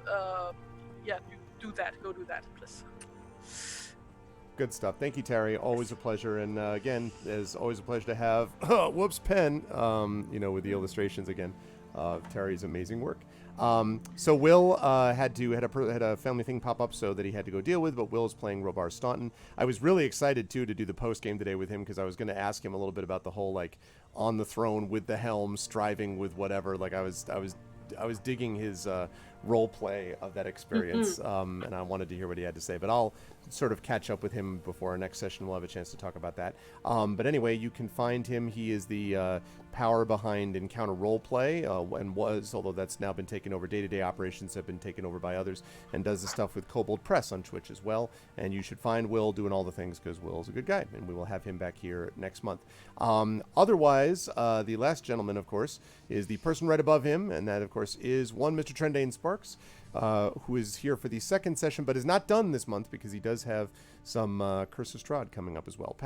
Tani, I had some fun watching Tani do his thing with the healing. I was loving the healing coat of arms idea for part of it, and also then, of course, having to deal with getting around and dealing, I guess, with the rest of the party with all of this stuff with Kelda and company. So, how'd you feel about today? Where will the lovely folks see you next? In its way, very relaxed. It didn't feel quite as frantic as last time. Definitely not.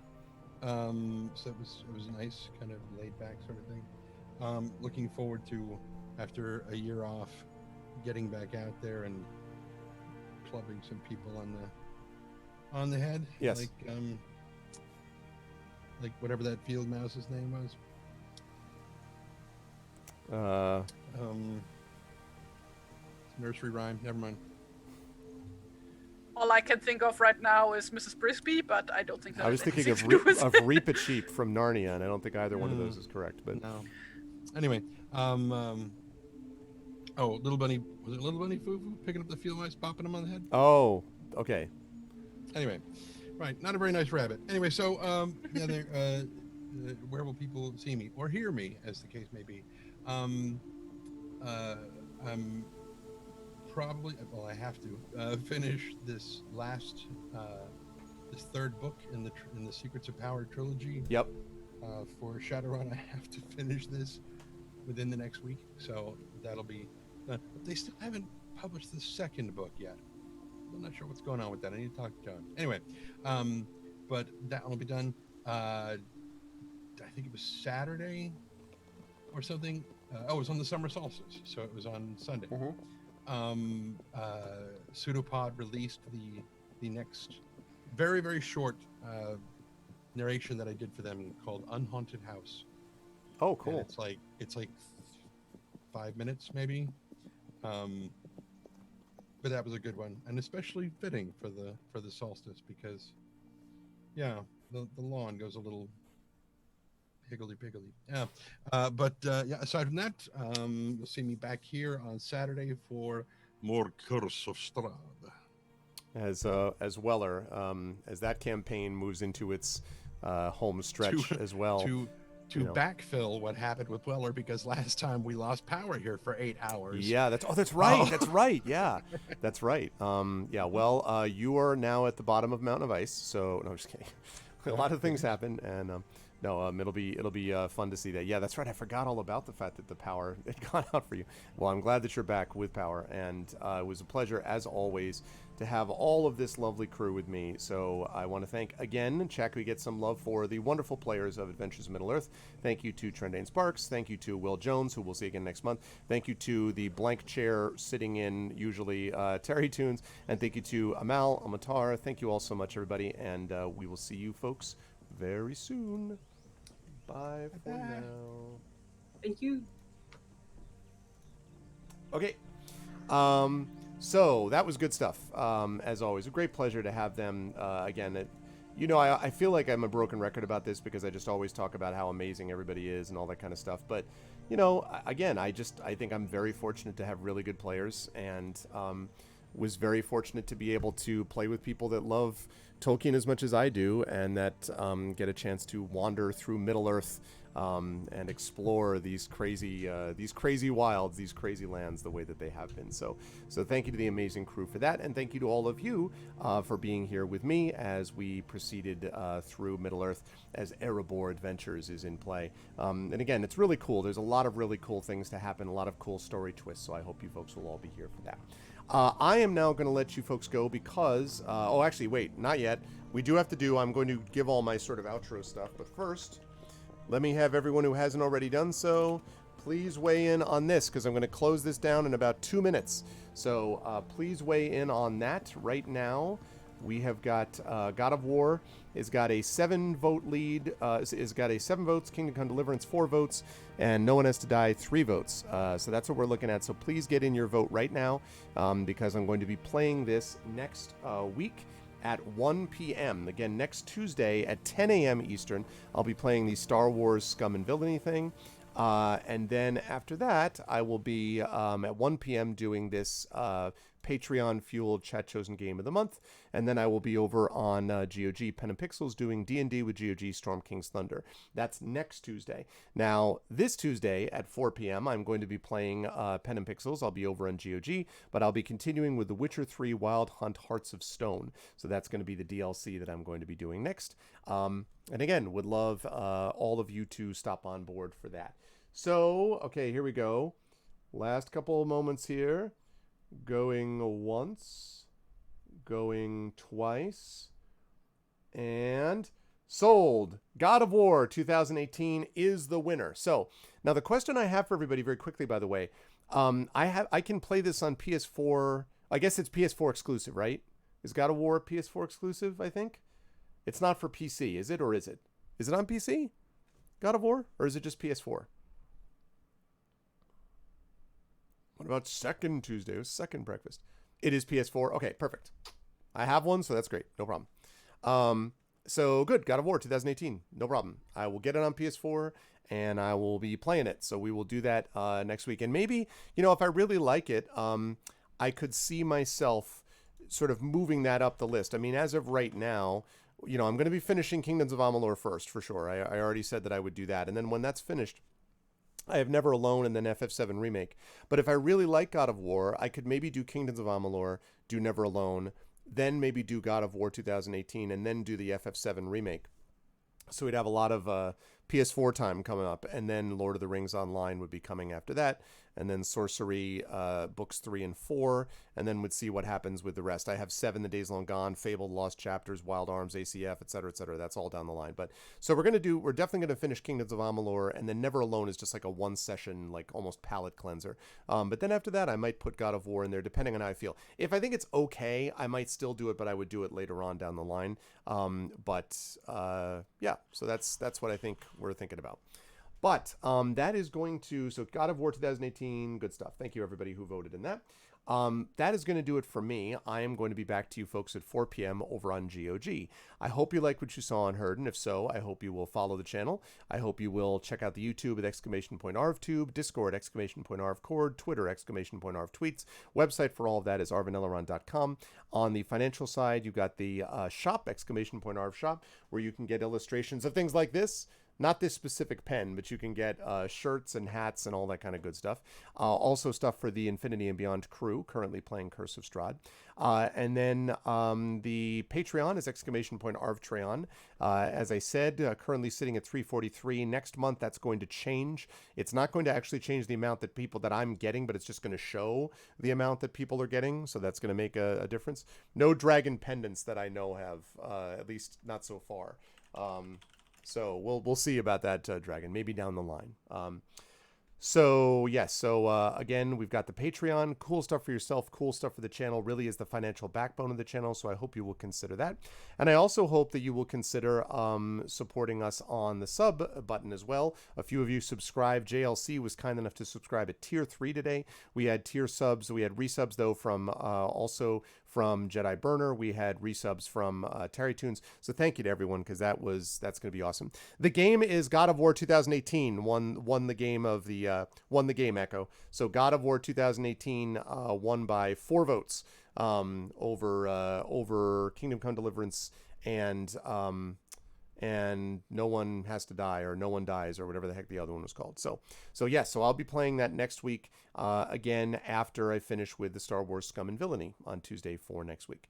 So, yes, and then the last thing I think need to mention is the publishing stuff, Icarus, which is Icarus and Jelinek, my graphic novels, again, really excited about those, Library, Tales and Tomes from the Forbidden Library, my 5e adventure and sourcebook, and last but certainly not least, of course, the Grayshade KS for details about my Grayshade Kickstarter, and again, BLM for Black Lives Matter. That is extremely important that we continue to focus our attention on that. And make sure that we are supporting resources all across the community that is focusing on people of color, and specifically people with Black culture specifically, and Black people who are the ones that are particularly being focused upon at the moment. This is why Black Lives Matter. So please jump on board with that BLM. That's going to do it for me. I want to thank everyone for made this an awesome stream today. Thank you to my wonderful mods, Rudinell, Dragonspear, and of course Terry Tunes. Thank you to my subscribers as well, Rudinell, Dragonspear, Terry Tunes, Echo Alpha X5, Nonstop, Arinth, JLC, Mrs. Dunsel, Trendane, Trishy Mats, and Uncle Elias. Thank you as well to my viewers. Thank you to Admiral Kicks. Thank you to Amal. Oh, and I also forgot to mention the Patreon supporters. I know that Amal supports me on the Patreon, for example. Thank you to all my Patreon supporters too. Thank you to Admiral KEX, Amal. Thank you to another TT viewer. Thank you to Astro Tom. Thank you to Axeman, Commander Root, EKEG, Furyfire, Gigafrost, Gorgar, Harlequin, Instructor, Jagtress.